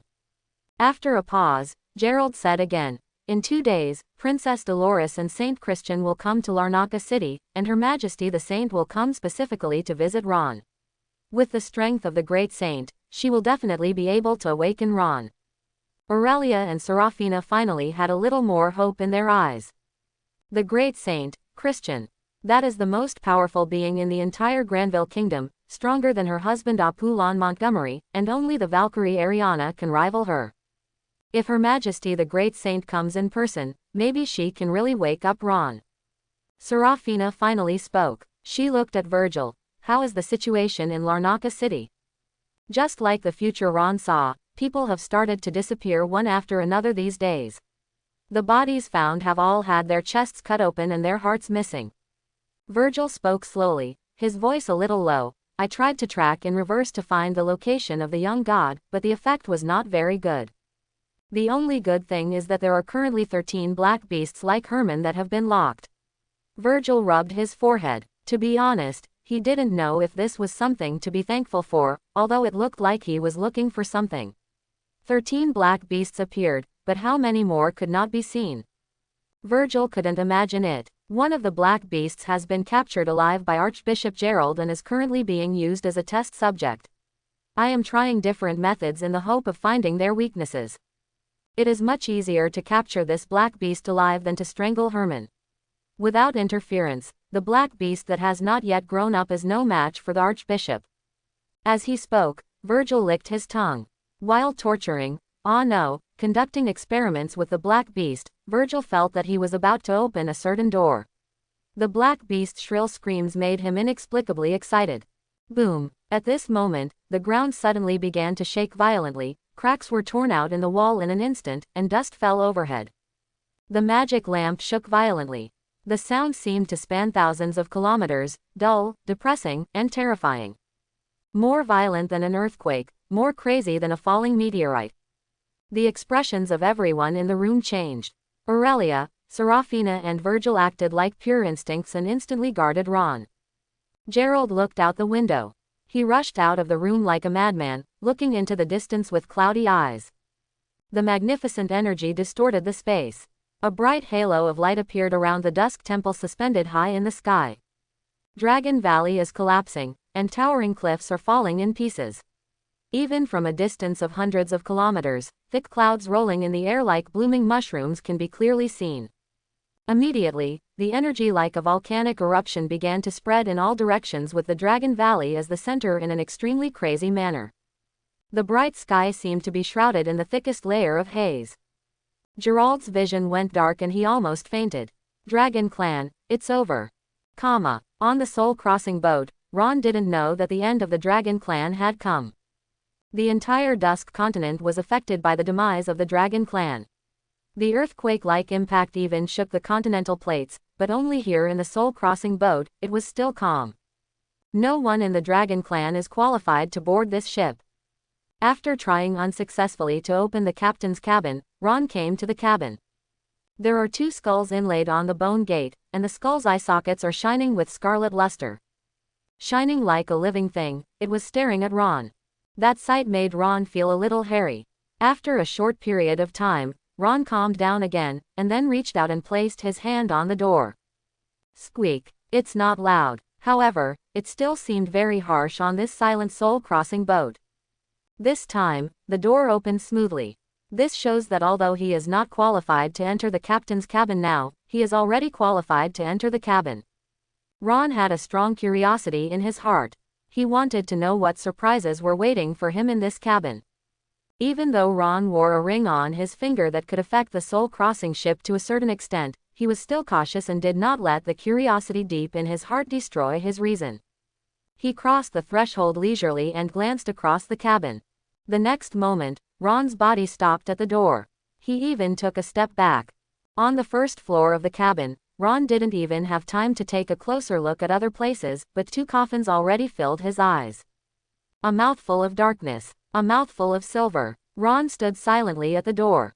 This was a little different from what he had imagined.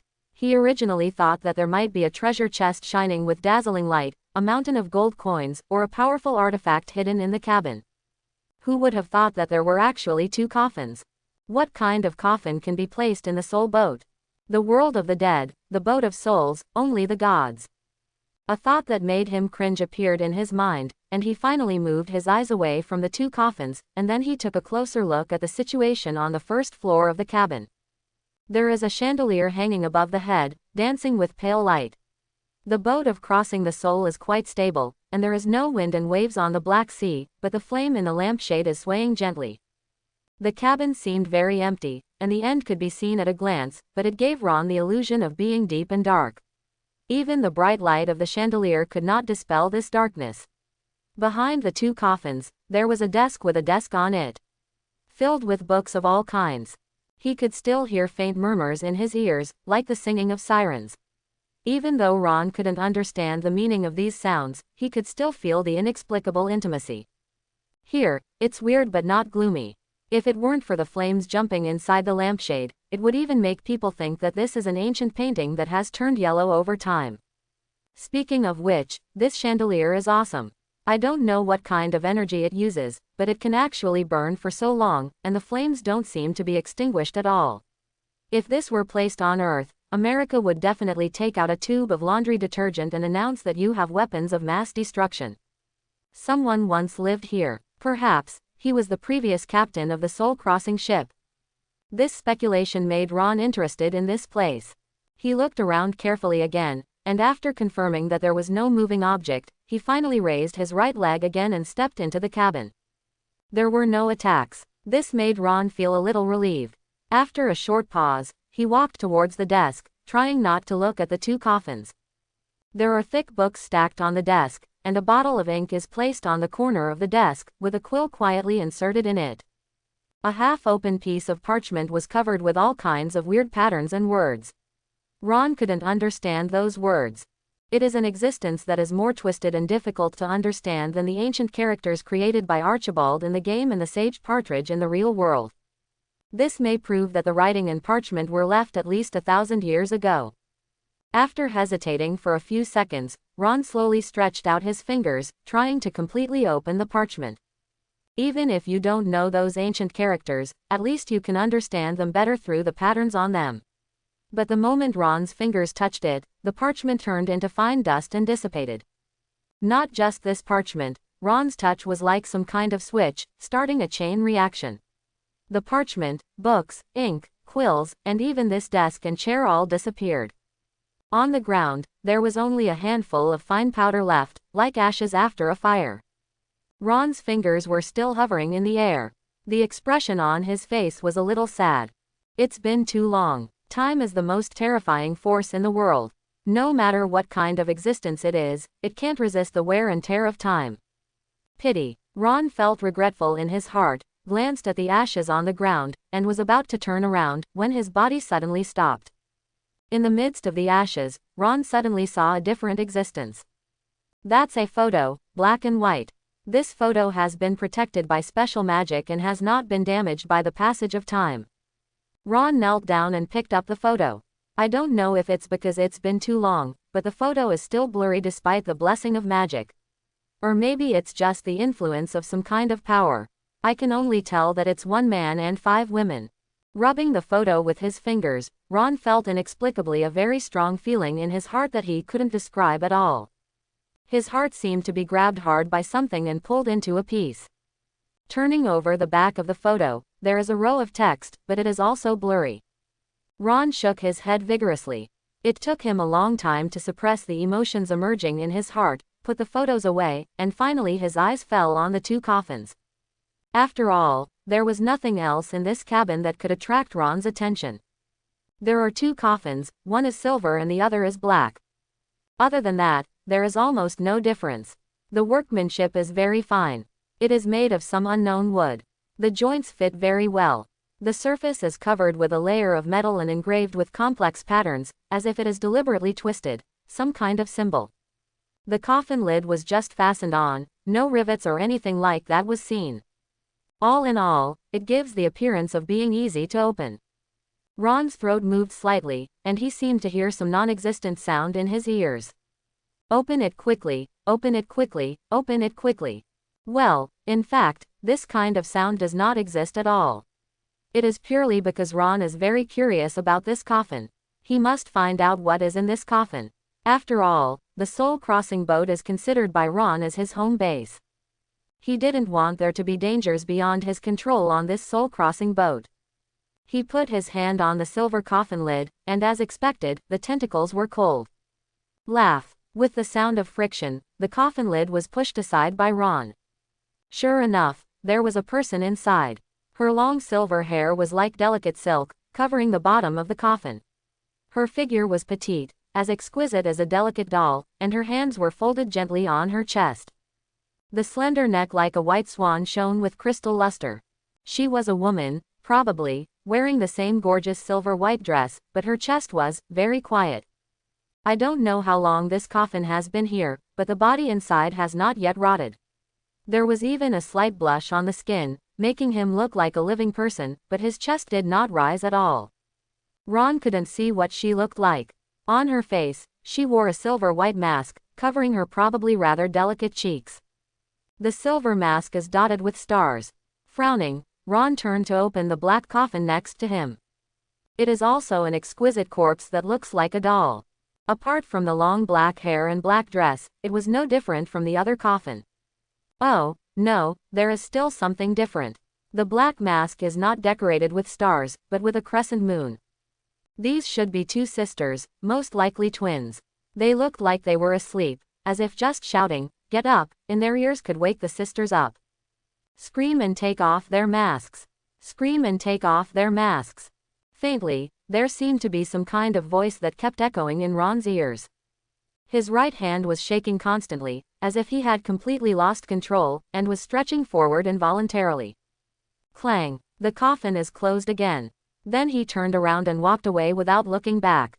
It wasn't until after leaving the cabin that the depression in Ron's chest gradually dissipated. Perhaps, after he becomes stronger, he will explore there again. Looking down at the figures in the photo in his hand, Ron suddenly had an idea in his mind. Could it be that the pair of sisters in the coffin were the girls in the photo? But soon, Ron shook his head. There was one man and 5 women in the photo. There were only 2 sisters in the coffin, and the number did not match.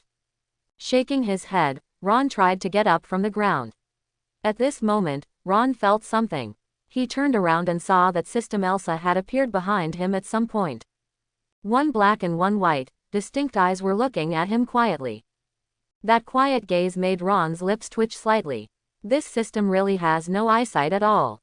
Didn't you see that the host's legs were already weak? He didn't know if he came over to help him.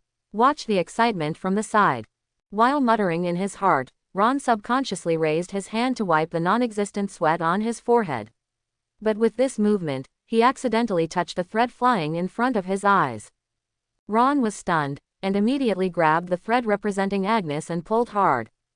Ron has never summoned a second life on the Soul Crossing boat because he didn't know what kind of being would be dragged over.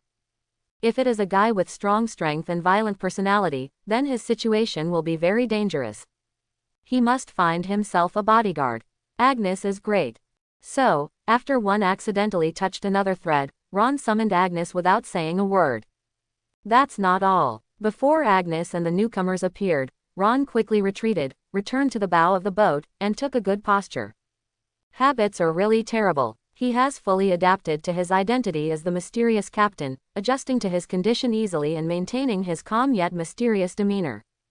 There was a thick gray fog surrounding him, making it impossible to see his appearance. After a few short seconds, 2 figures appeared in the middle of the deck. One of them turned out to be Agnes. As for the other person, Ron's lips trembled slightly. Although there was a thin layer of fog surrounding both of them, and they might not be able to see each other's faces clearly, they could only see a rough outline, but this layer of thick fog didn't mean much to Ron. Ron could clearly see their appearance. This second person is surprisingly the eldest princess of the Granville Kingdom, Dolores. Ron didn't expect that he would drag another target directly to the Soul Crossing boat. Her Royal Highness has a very perfect figure, even and slender. Although she is not as good as Serafina, her height of 1.75 meters is perfect. Her slender body was only wrapped in a pure white bath towel. Fortunately, she seemed to have just taken a shower. Fortunately, she was not in the toilet. Underneath the beautiful face is a long and delicate chin, and under the elegant and slender neck like a white swan is the hot collarbone. A pure white bath towel wraps half of it, and the other half is showing off her pride. The bath towel is not too long, just enough to cover the graceful curvature of the buttocks. The 2 smooth white legs seem to be shining with a crystal hazy luster. There is also a black leg ring wrapped around the left thigh, and the dents can be clearly seen on the upper and lower edges of the leg ring. 3 daggers were sandwiched between the leg ring and the delicate skin of the thigh. The long hair, as bright as gold, spreads smoothly behind the back. Some water droplets on the hair that has just been washed and has not yet been dried rolled down the hair tips and fell to the thighs, like crystal clear pearls, flowing along the silky leg skin slides off. As if out of fear, her skin was covered with dense pimples. Under her calves, there are delicate white feet. Her little feet are very graceful in shape, and the arch of the foot is slightly curved, showing a very attractive curve. As expected of an eldest princess, this is a very outstanding woman. Do you want to take the opportunity to bring Dolores and Ron together? This will make it easier for you to conquer Dolores and win the noble heart.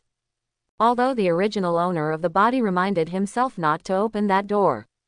Between the system and the original owner of the body, Ron had difficulty judging which side he wanted to believe. But, no matter what, it's not too late to put these together first. Ron is still very coveted for the set effects of mythical equipment. What's more, Ron is a very possessive man. Why should he be a gentleman after finally traveling through time? There was some panic in Dolores's golden eyes. She didn't understand what happened. She was taking a bath in the bathroom, and as soon as she wrapped herself in a bath towel, countless threads suddenly appeared in front of her. She tried to struggle, but those mysterious threads instantly absorbed her power.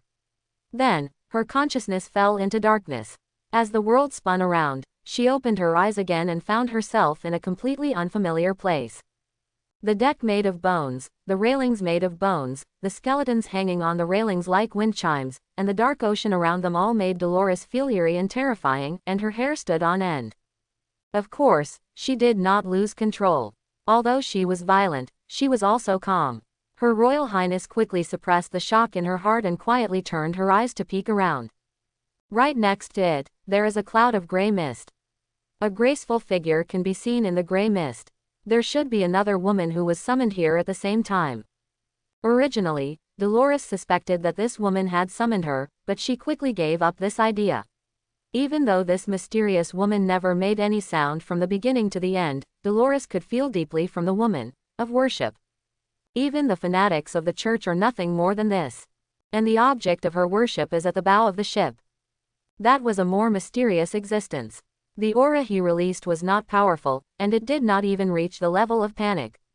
However, Dolores did not dare to underestimate this person at all. The thick fog around him became thicker, and Dolores could only glimpse a vague outline.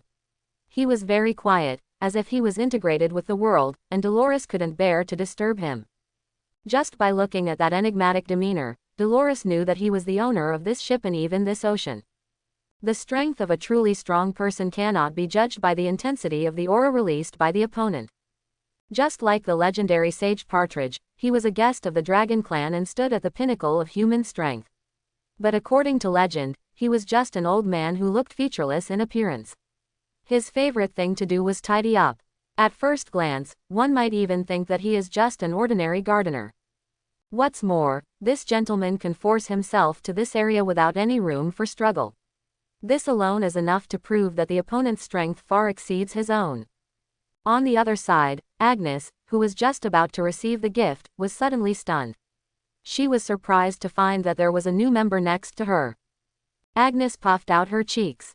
She was not happy because of the growth of this mysterious organization, but was a little dissatisfied. Here, there were originally only the mysterious Mr. Captain and her, but now there was a third party inexplicably. This made Agnes feel unhappy that her territory was suddenly invaded. However, Agnes quickly suppressed this dissatisfaction. No matter what the mysterious captain did, he naturally had his reasons. The fact that this woman can appear here also shows that she has the value and qualifications to appear here. Agnes will not comment on Mr. Captain's decision. She seemed to be an ignorant girl, not too old. She was very nervous, with fear emanating from her body. Agnes quickly judged Dolores' situation. She laughed at Dolores' fear, forgetting that she had not been much better when she first arrived. Smiling slightly, Agnes naturally had to act like a senior in front of the newcomers. She took a step forward, pinched the hem of her skirt with her slender fingertips, bent her knees slightly, and saluted forward. "Dear Mr. Captain, although there were some accidents, I stopped Apollon Montgomery." A crisp sound echoed on the deck. Dolores was shocked. She didn't expect that she could glean a lot of information from the first sentence. This woman is not very old. The person on the other side is really the owner of this ship, otherwise, he would not be called Mr. Captain. The most important thing is that the woman next to him, who is not very old, had a conflict with Apollon Montgomery not long before this. Apu, that is the deputy pope of the Church of the Dawn Goddess. Recall that a few days ago, part of the Cathedral of the Goddess of Dawn in the royal city suddenly collapsed at night. Could it be that? Dolores subconsciously tightened her body. She had never thought that the woman next to her was actually strong enough to fight against Vice Pope Apu. Among women, apart from the Valkyrie and the Great Saint, when did such a powerful being appear again? What frightened Dolores the most was that this woman with such terrifying strength was obviously following the captain's order to thwart Vice Pope Apu. Can you command and drive such a legendary master? Hiss. Dolores took a breath and was in awe. How terrifying is the strength of this captain. In an instant, in the heart of Princess Dolores, Ron's image expanded rapidly, becoming taller and taller. She seemed to have accidentally landed in a terrible place. Ron maintained a mysterious and powerful image, controlled his specially modified voice, and spread from the gray fog, "You did a good job." He was about to call out Agnes's name, but suddenly stopped. Ron suddenly thought of a very special question. Agnes is the seventh consort of King Holt. Dolores is the eldest daughter of King Holt. So is Dolores going to call Agnes, Little Mom? In some ways, does this count as mother and daughter? It feels really strange. The brief pause did not last long. Ron knew that too much hesitation would damage his image. Perhaps, you can choose a code name for yourself. I guess you don't want me to call you by your names here. Ron's soft voice swayed in the air. When there was only Agnes before, there was no need to worry about this trouble, but now, there is one more Dolores, and there may be more people in the future. And everyone has secrets that they don't want others to know. Agnes admired him more and more. He was indeed the captain, he was really thoughtful. Dolores, who had pursed her lips throughout, slowly exhaled. She felt that she had to participate. The feeling of being excluded was uncomfortable. She didn't like this kind of passive acceptance. In comparison, she preferred to take the initiative. Following the gesture of the woman next to her, Dolores saluted the mysterious captain. "Mr. Captain, what code name do you think is more appropriate for us to use?" In fact, using tarot cards is quite good. An idea came to Ron's mind, but he quickly dismissed it. After all, a certain CEO had already used it, and if he used it again, it would be overstepping his bounds. Whatever. Ron spread his hands. "Animals, flowers, just choose what you like." "Then, my code name is Rose," Dolores said. "Briar Rosé. Is this also destiny?" Agnes also thought briefly. "Then I will choose the fox." She chose a different animal than Dolores. After a brief pause, Agnes spoke again. "Supreme Captain, following your guidance, I found some information related to Archibald." Ron's spirit suddenly shook. "Look, this is a serious person. It has only been a long time since I told Agnes, but she has already gained something." Agnes did not shy away from Dolores next to her, and took out a piece of yellowed paper from her arms, showing a sense of age. Dolores was slightly shocked. Archibald the Blasphemer. What this mysterious organization studies is more terrifying than I imagined.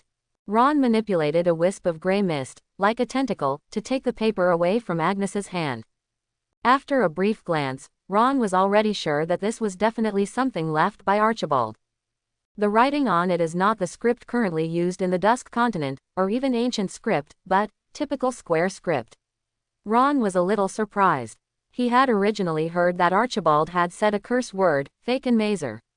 I thought this Archibald might be a foreign friend, but unexpectedly he turned out to be a fellow countryman. His eyes scanned the words on the paper. Fate cannot be violated, it can only be deceived. Chapter 71. Ron's brows frowned slightly. The meaning of this sentence was quite bad for him. After all, everything he does now is going against the destiny. Archibald must have tried to fight, but failed in the end, so he came to the conclusion that fate cannot be violated and can only be deceived. Ron's eyes continued to look downward, and more words appeared in front of him. "My 37th daughter has arrived. I swear, she is really a lovely angel. This is the best gift God has given me. Okay, I seem to have said this many times, but so what? She is really cute, even though she is only 3 days old. Just thinking about the possibility that she may have a boyfriend or get married in the future if you give it to a man, I would love to strangle that idiot to death. This is the cabbage I planted, and I must not let that pig get it. I want to grow up with her, but time may not allow it. I don't know if I can succeed this time.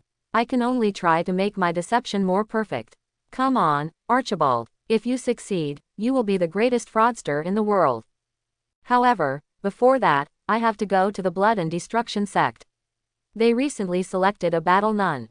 I have seen her portrait, and she has a great figure." From the diary, Ron could feel that Archibald was in very bad condition and he was under tremendous pressure. "But I still can't forget the nuns. The battle nuns are also nuns. The fighting nuns of the Blood and Destruction sect have a status almost equivalent to that of the saints of the Orthodox Church. They are worthy of being nun terminators. Ron opened the back and saw that the date of the diary had been moved forward by half a month. Is this the sect of blood and destruction? Is this the sect that advocates fighting the most? I just came to the door and revealed my name. Before I even had time to make a request, the so-called Pope already took the initiative to hand over the Battle Sisters. He even gave 3 more as gifts. Even Double 11 doesn't offer such a discount. What a bunch of cowards. The Lord of Blood and Destruction has lost all his face by you. You are resisting. This will make me feel very unfulfilled. As expected of Archibald, he is notorious. Even the brutal Blood and Destruction sect behaves like a rabbit in front of the Sister Terminator. Perhaps because he can't stand the cowardly appearance of his followers, the Lord of Blood and Destruction actually appeared on the stage in person. Look at the throne made of bones, the tall body, the scarlet battle axe, the curved horns. This guy, is he the Minotaur god?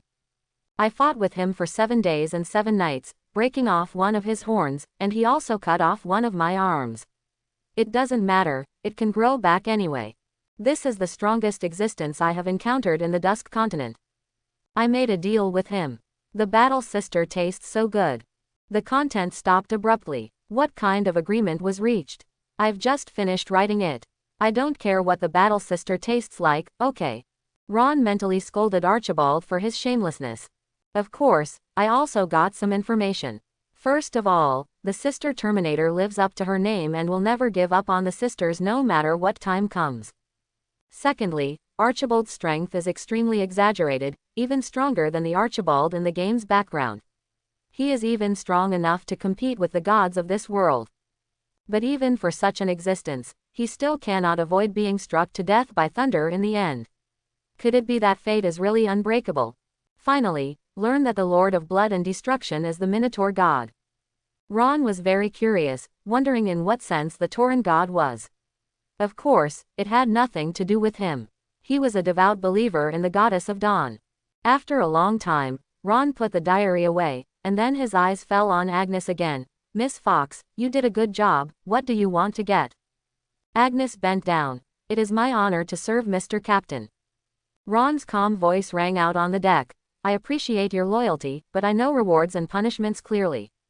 Agnes's body trembled slightly, her head lowered. Praise to Mr. Captain, I want to know how I can break through the current shackles. The legend breaks through to destruction. Just kidding, how would I know? Do you really think of me as a god? In the game, you kill monsters to level up, accept breakthrough missions, and the next dungeon is done. This probably won't work in the real world. Remember, this mission requires the player to first release the evil thoughts caused by being polluted, persist in himself under various temptations, not get lost in temptation, and finally defeat the inner demons so that he can successfully break through. Ron's mouth twitched slightly and he spoke slowly. Open your mind. Hold on to your heart. Conquer your heart. Agnes was slightly startled. Could it be that Mr. Captain means that he thinks too much in his mind and is too depressed, so he has been trapped in the legendary 6-star for a long time and has been unable to break through? If you want to become a truly strong person, you must completely let go of your heart, get rid of distracting thoughts in your heart, stop thinking about those messy things, stick to yourself, and then defeat yourself. Ah, you are indeed the supreme captain. A simple answer, but one that hits home. Take a look at these 3 sentences. They are only 15 words, but they contain countless truths that are worth her lifetime to understand. Agnes's eyes became brighter and brighter, and her long-lasting state seemed to have some signs of rupture. His plump body prostrated on the ground piously. Praise Mr. Captain, I will keep your guidance in mind. Ron was speechless. What did I give you? We just summarized the task and said 3 ambiguous sentences in a very stylish way. Dolores next to her looked even weirder. She also didn't understand at all what kind of guidance the captain gave Miss Fox. It was just a few words. Did it carry such a big weight? I always feel like those deceivers under the Wangcheng overpass. Ah, no, it must not be like this. Dolores will not forget that Mr. Captain just read Archibald's notes without any obstacles at all. In other words, Mr. Captain can interpret dirty words. So mysterious and terrifying. A thought that made her hair stand on end suddenly came to Dolores's mind. Could it be that these filthy words were taught to the blasphemer Archibald by the mysterious Mr. Captain? Dolores swallowed quietly. Archibald was an invincible master 1,000 years ago. In other words, this captain also existed at least 1,000 years ago. Such an existence, any word, has a meaning that is difficult for ordinary people to understand. She couldn't understand it, probably because she wasn't sophisticated enough to understand Mr. Captain's motto. This made Dolores feel extremely regretful. It would have been nice if she had been stronger. After kowtowing devoutly, Agnes stood up again. She thought for a moment and continued, "By the way, Mr. Captain, you asked me to pay attention to Ron before. Related to yourself." Then he had to care. And Dolores next to her, her expression suddenly became strange. Ron was the man she wanted to see when she left the capital this time. If possible, Dolores hopes that Ron can become her husband. This is the order of her father, King Holt 474 of Granville. If Ron is really a prophet, no matter what means are used, Ron must be tied to the royal chariot. There are only 3 ways to win over men: wealth, power, and women. The prophet inherently has a transcendent status, and this status, in some aspects, also represents power. His father didn't give her much money. There was only one method she could use, and that was her body. Dolores' angelic face and witch-like figure are her most powerful weapons. It has nothing to do with feelings. Dolores knows very well that as a member of the royal family, she is not qualified to choose love. Her father once hinted that if Ron was really a prophet, then he would try to make rice as raw as possible, preferably porridge. It would be great if she could be pregnant with the offspring of the prophet. The Dragon clan has been destroyed. The kingdom of Granville is facing an unprecedented crisis. Not to mention the kingdom, even the Holt royal family is in danger. Without the suppression of the Dragon clan, the church's careerist Vice Pope Apu, and many great nobles, the Holt family may be completely overthrown at any time. In this case, a prophet is more important than imagined to the stability of royal power. As the only normal princess in the royal family, this task can only fall on her. But now, Dolores was surprised to find that besides herself, even the mysterious Mr. Captain and Miss Fox were also looking at Ron. Dolores raised her ears, and Miss Fox did not delay and spoke again. "According to the information I have, the Eternal Freedom Sect failed to assassinate Ron last time due to special interference, but the Eternal Freedom Sect will never tolerate anyone. The traitor, God's favored messenger, has arranged for an apostle to assassinate Ron again." Ron's expression remained unchanged, with a slight smile on his lips. "Suddenly I heard the news that someone was going to kill me. This was really pleasant. I killed Herman originally, and I was worried about losing the experience pack. Isn't this what happened? The apostle of the Eternal Freedom Sect and a master at the archbishop level. If it was before, Ron might still be afraid, but now, Ron is no longer afraid. As an apostle, the Eternal Freedom Sect really thinks highly of himself, so the reward this time should be quite generous." He wanted some powerful equipment, at least of excellent purple grade, except for rings. In addition, Apu failed to kill Ron, and even one of his loyal men died in Larnaca City. He was very angry, but he was restricted by Christian and could not take action personally, but it is said that there is a judge already leaving for Larnaca. "Elsa, look, if you don't take the initiative, you will be unemployed." Hee. I don't know if it was Ron's illusion, but I always felt that Elsa next to him seemed to laugh contemptuously, as if she was laughing at his stupidity. Agnes continued, "Dear Mr. Captain, do you need me to go to Larnaca in person to protect Ron?" Ron smiled. "No, just keep staring at Apu. No joke, this is a gain. If Agnes goes, neither the apostles of the Eternal Freedom Sect nor the inquisitors of the Dawn Goddess Church will take action easily. His reward would be gone, and Ron would never allow this." Dolores, who had been silent until now, frowned slightly. She had already roughly seen the way they got along here. The status of Mr. Captain is supreme. Miss Fox has received a lot of guidance from Mr. Captain, so she is as devout to Mr. Captain as a fanatical believer.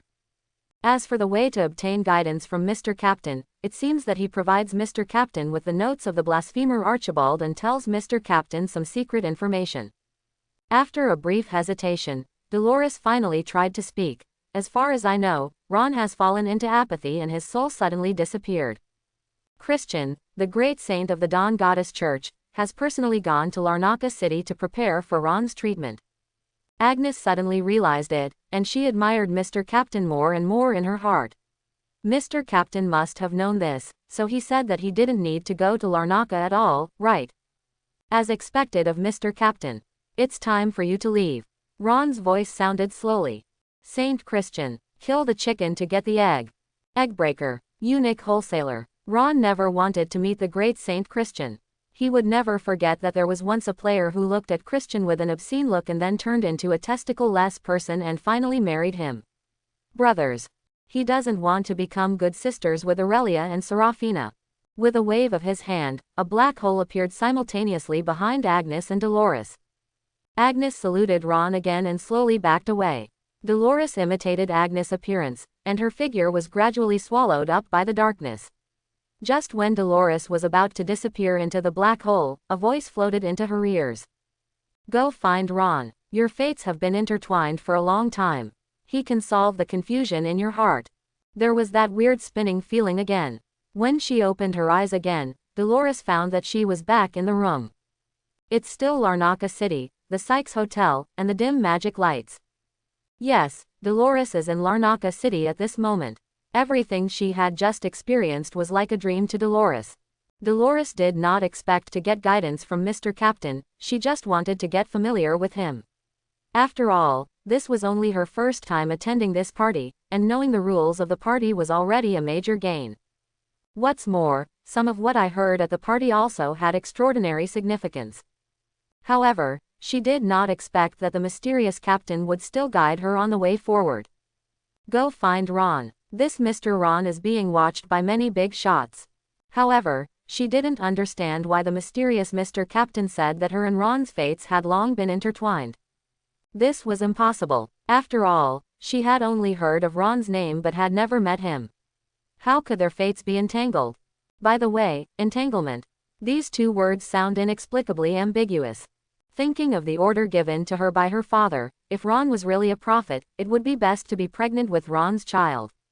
It would not be wrong to say that it was entanglement. The mysterious captain really had great powers. This was obviously just something his father had told him in private, but the captain had already seen through it. Shaking her head, Dolores suppressed these thoughts. The mysterious captain is not something she can spy on now. Perhaps, she should think more carefully about how to complete her father's mission. A bottle of magic potion appeared in Dolores's hand. Inside the transparent glass bottle was a light pink liquid, crystal clear and beautiful. This magic potion is called ecstasy. It is used by the concubines in the harem of the father and the king. When sprayed on the body, it can produce a special fragrance. This kind of fragrance can stimulate men's impulses. It is said that the effect is 10 times that of infatuation.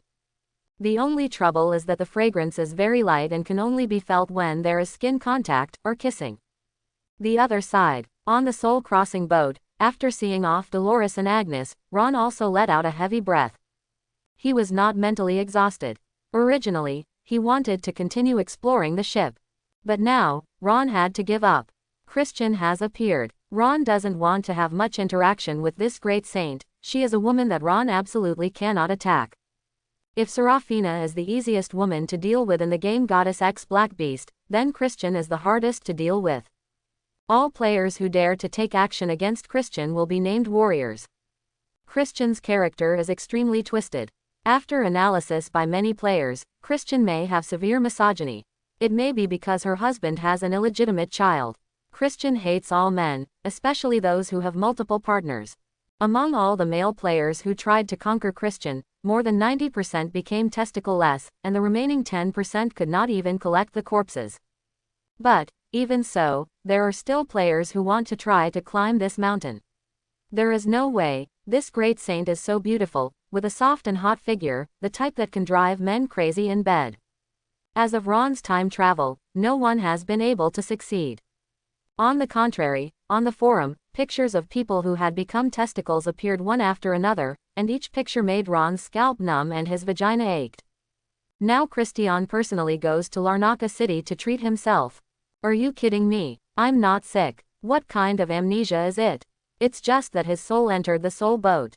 But this time, the time spent in the soul boat may have been a bit too long. While thinking in his heart, Ron silenced his soul. The other side. Although it was late at night, the sound of rapid footsteps could still be heard from the Dawn Goddess Church branch. A graceful, plump body was walking on the cobblestone ground surrounded by Gerald and Virgil. The extremely plump body is graceful and graceful when moving. The long golden hair shines with a holy light under the moonlight. The pure white saint's dress wraps around the body. It is obviously a very holy dress, but the clothes are worn out of curiosity. Costume effect. She is plump, but not bloated. That figure will only make people feel tempted. The light pink lips were pursed slightly, the golden eyes were emotionless, and the boots were wrapped up to the calf, making a clicking sound when stepping on the ground. Your Majesty the Great Saint, this is where we are. Gerald stretched out his hand to push the door open and said in a deep voice, "The prophet has been in a coma for 10 days and has not yet awakened." Christian nodded, raised his calves and stepped into the room. In the house, Serafina, Aurelia and Cecilia, who had been guarding Ron, heard the sound and looked over at the same time. Christian frowned slightly when he saw these 3 beautiful girls. What a carefree person. This man, not long after he arrived in Larnaca City, already had 3 such beautiful girls gathered around him. Christian's fingers trembled slightly, and he had the urge to crush something. But Christian resisted. After all, he still bore the title of prophet, and it was he who killed Herman. I glanced at the man on the bed. He had a gentle and bookish air. Although he had been sleeping for 10 days, he didn't look too haggard. She should have hated this kind of philandering man, but for some reason, Christian didn't feel this way. She even felt that this handsome young man seemed to have a very special and indescribable temperament. Aurelia, Serafina, you don't have to worry, this is the great saint. Gerald showed a kind smile on his wrinkled face. Looking at Aurelia and Serafina, he was losing weight day by day, and he couldn't bear it. The eyes of the 2 girls suddenly brightened. During this long wait, they finally saw hope. That kind of look made Christian a little stunned. She really couldn't understand why these such outstanding girls were so deeply in love with the same man. He is even willing to share his lover with other girls. What's so good about such a carefree man? Shaking her head, Christian put away the distracting thoughts in her heart. She walked to Ron's bedside, looked at the man on the bed, bent down, and put a small hand on Ron's forehead. Christian didn't notice that she didn't have the repulsive feeling that usually caused goosebumps all over her body even if she just shook hands. The power seeped in, and soon, the expression on Christian's face gradually became serious. No, nothing. There was no trace of soul at all in his head. Normally, the soul will dissipate after death. But now, the man lying on the bed was obviously still breathing and heart beating normally, but his soul had disappeared. Even Christian has never encountered this weird situation. Christian couldn't help lowering his body again, leaning closer, trying to open Ron's eyelids with 2 fingers, so that he could get in touch with the soul through the eyes. But at this moment, something unexpected happened. The man who was lying quietly on the bed suddenly opened his eyelids. This time, the soul had been separated from the body for too long, which directly caused the stress reaction when the soul returned to its original position. It was as if it was a conditioned reflex of lying down for too long. With a sigh, the upper body sat upright like a spasm. Then, there was a dung sound, and Ron's head was buried in something soft. You can feel the softness on your cheeks, and you can smell the alluring fragrance in your nose. Suddenly, the whole room fell into dead silence. Aurelia, Serafina, and Gerald all opened their eyes and opened their mouths, clearly demonstrating what it means to be stunned. Virgil was full of admiration. Good guy, you are worthy of being a brother, even the great saint dares to blaspheme. This is the wife of the vice pope. You, this kid, even if you kill the son of the vice pope, are you saying that you are not even willing to let go of the wife of the vice pope? It's so enviable. Ahem, no, it's too shameless, too despicable, and too shameless. Virgil didn't know how to describe this good brother. If he continued like this, he would really be hacked to death. There are so many beautiful girls in this world, why do they want to attack other people's wives? Could it be that stealing someone else's wife would make him more excited? What a terrible fetish. Immediately afterwards, Virgil felt a strong crisis. The temper of this great saint was not generally violent. After being desecrated like this, who knows what would happen? His mind was racing, and he had to find a way to clear up the relationship between himself and Ron, and never let the great saint implicate him because of Ron's affairs. That is really unjust. After all, Ron was the one who blasphemed against the great saint. He had no benefit at all, so why should he be punished? Christian was completely unable to react to this sudden change. His beautiful face, with no trace of flaws at all, stood blankly in a daze. This was the first time she encountered such a thing. After all, she is a great saint. Who dares to be so rude to her? Apollon Montgomery, her husband, It was precisely because he had never experienced this before that Christian's face was filled with astonishment. It took several seconds for Christian to react. His golden eyes suddenly turned cold. His slender fingers were stretched straight. The nails at the end of his fingers were flashing with a sharp edge like a knife. At the same time, Ron also felt very strange. As soon as his soul returned, he didn't even have time to see clearly what state he was in. Just a delicate milky white flashed in front of his eyes, and then it was completely black. It was like he was surrounded by something soft. The delicate touch rubs against the cheek, and the whole body seems to be submerged in the soft cream. The tempting sweetness can be smelled in the nose. The feeling was quite wonderful, so wonderful that Ron didn't want to break away. He even wanted to taste the cream.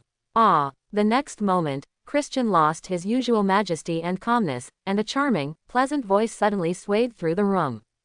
It was like a cluster of electric current passing through the body, and the magic power that had just been lifted disappeared completely in an instant. A touch of attractive pink spreads along the slender neck to the face. Celios's blessing. The stronger the strength, the stronger the influence. There is no doubt that Saint Christian is definitely the most powerful woman Ron has encountered so far. Christian didn't know what she should do at all.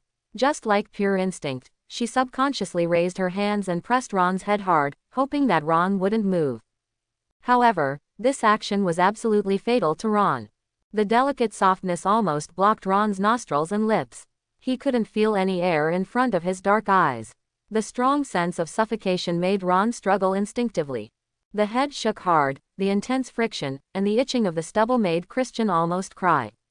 Not only that, Ron's hands were also dancing desperately, as if he wanted to push the being in front of him away, and then, accidentally fell under Christian's slender waist. Gu. The great saint's mouth once again made a strange sound. In the room, Serafina, Aurelia, Cecilia, Gerald, and Virgil all had black lines on their foreheads. This scene is simply unbearable to look at. It's offensive, it's really offensive. Can anyone explain what is going on? The great saint just came here, and the prophet who had been in a coma for more than 10 days suddenly woke up. Is this timing too much of a coincidence? At the same time. The headquarters of the Church of the Goddess of Dawn. Vice Pope Apu was standing quietly in front of a mirror. This is not an ordinary mirror, this is a magic mirror, a very high-end holy relic. Through the mirror, you can see images hundreds of kilometers away. Apollon Montgomery wanted to monitor Ron through this magic mirror, but he didn't expect to see his wife's figure in the magic mirror. His lips were constantly twitching, and his eyes were narrowed into slits, exuding a cold light. The picture reflected in the mirror was not so perfect. From Apu's perspective, it happened to be Christian hugging Ron to his chest. That was a treatment that even his husband had never experienced before. The tall body trembled like an electric shock. There were waves of wild beast-like growls and roars in Apu's throat. What a shameless scene, what a lewd act. This woman doesn't allow him to find women outside, but she hooks up with other men outside. In an instant, a green gemstone on the papal crown on his head shone brightly, making Apu's forehead and half of his face green. There is someone else next to you, Christian, how can you be so shameless? He kept cursing, unable to bear the anger in his chest any longer, and with a roar, he punched the front with his fist. Snap! The poor magic mirror instantly shattered into pieces, and the scene in front of him seemed to have completely disappeared as the moon in the flowers and water in the mirror. Only the scene just now has been imprinted in Apu's mind for a long time. Okay. Christian, you shameless guy, how dare you hang out with the murderer of his only son? A couple of dogs and men. No, think about it now, Ron, a little-known boy, where did he have the courage to kill his Apu's son? Could it be that these two people had been together for a long time, and because there was someone behind him, Ron was acting unscrupulously? I won't let them go, I will never let them go. Neither Ron nor that fool. Call. I don't know how much time passed, but Ron, who was almost suffocating, finally broke free from the darkness with his powerful physical strength. His face was red, and he was breathing heavily. At the same time, he looked around. There were many people in the room, and the expressions on their faces were very strange, as if something terrible had happened. There was a tall figure beside him.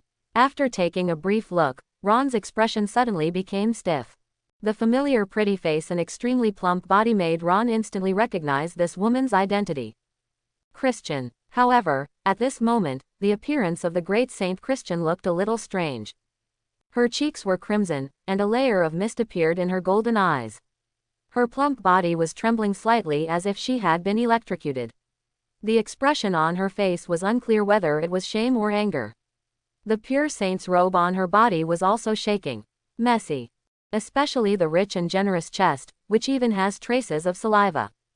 What's going on? Why does it look like this great saint has just been raped? A strange thought flashed through Ron's mind, but this great saint is indeed one of the most beautiful NPCs in the game. Look at her plump figure, she is definitely the most suitable woman to be a wife, isn't she? Because I am older, I mainly want my children to eat better in the future. The scent on my body is also very good, like cream. A flash of lightning suddenly flashed in Ron's mind, and he finally understood what happened. By the way, under the crown of this great saint, is there only a thin gauze inside the saint's dress? This woman is really made of cream. No matter where her face touches or where her palms touch, she is so soft. Although the feeling of suffocation was not pleasant, Ron had to admit that the feeling of holding this woman in his arms was quite comfortable and he simply enjoyed it. How can we tolerate the majestic and unparalleled sense of weight? Ahem, now is not the time to think about these things. Ron felt that he should think more about how to write a suicide note now. Aurelia, don't be sad, you are the white saint, and the burden of saving the world will eventually fall on your shoulders. Serafina, I'm sorry I can't give you a child. Agnes, I'm sorry that I only extended your life by 2.5 years. Seeing that Christian seemed to be gradually waking up from the chaos just now, his eyes became colder and colder, and the magic power in his body began to flow. Ron was panicking in his heart, but on the surface he was as calm as an old dog. Steady, the more important it is at this time, the more important it is to be steady. He climbed out of bed unhurriedly, put on his shoes, stood in front of Christian, and bowed gracefully, with standard movements, like a gentleman. Christian is indeed a master. The confusion in his heart and the abnormality in his body were quickly suppressed. His cold eyes fell on Ron, like two sharp blades. Have you thought about how to write a suicide note? Think about it. Of course, Ron would not answer like this. He just smiled slightly, with a gentle apology on his face. Your Majesty the Holy Saint Christian, I am deeply sorry for the blasphemy against you. Although I have seen this scene in advance, I am unable to change it. No one can violate the destiny of fate. No one can violate the destiny's arrangement. As soon as he said this, Virgil was filled with admiration. This guy is so awesome. He puts all the responsibility on fate, right? Is it fate that makes you plunge into the chest of the great saint? Cooperation with fate is the best shield. According to what you say, why should we work hard? Anyway, we cannot violate the arrangement of fate. We can just lie down and die. At least we can live a little easier in the last days of our lives. Christian was so angry that he almost laughed. She didn't even know how she suppressed the anger in her chest without crushing the man directly. Is it because of his status as a prophet? Or did he kill Herman and resolve a tumor in her heart that never went away? In any case, he was lucky to be alive, but now he actually puts all the responsibility on fate. What he means is that this is fate and not his fault. Do you want to say that this is all fate? Christian said in a cold voice. Ron smiled slightly. Destiny is everywhere. So, has fate told you that you will die today? Christian's eyes dropped slightly. The temperature in the room dropped instantly. The expressions of everyone in the room changed drastically. Gerald wanted to persuade that it was just a pure accident, but the invisible pressure prevented anyone from speaking. Ron didn't answer. He just stretched a little, still with a mysterious smile on his face, walked slowly to the table, poured a glass of water, and moistened his dry throat. He felt more and more comfortable. Although it seemed that he was facing a fatal threat, Christian only spoke and did not directly take action. Ron already understood that his life would not be a problem for the time being. Aurelia, can you prepare some food for me? I'm a little hungry, Ron said gently. Aurelia glanced at Ron and the great saint next to her with a complicated expression. After a brief hesitation, she finally turned and left with Cecilia. Seraphina's little hand fell on the hilt of the sword. Although she was no match for the great saint, she was absolutely unwilling to see Ron being killed when he had just woken up. At this moment, Ron spoke again. I will die, but not now. Without your intervention, I will die in Larnaca City in more than 10 days. Ron said softly. I will be submerged in the ruins along with this city. Gerald looked gloomy. He had already learned about Ron's prophecy from Virgil's mouth. This was an ending that Gerald could not accept. Christian raised his eyebrows. As a prophet, how could he be so calm when he saw the date of his death? Although Ron's strength is not very good, his character is not inferior to that of legendary masters. You know a lot of things. Christian didn't even realize that the urge to kill Ron had subsided a lot. You knew that you would be in a coma, that I would appear here. The first time he saw him, he called Christian's name. But Christian was very sure that she had never seen this man. The smile on Ron's face remained unchanged. A prophet is not omniscient. I only know what I know. The slightly weird way of answering made Christian feel that this man was even more mysterious. Christian's brows furrowed tightly. After a brief hesitation, she straightened her clothes, briefly combed her long hair, and sat down opposite Ron. A beauty is a beauty.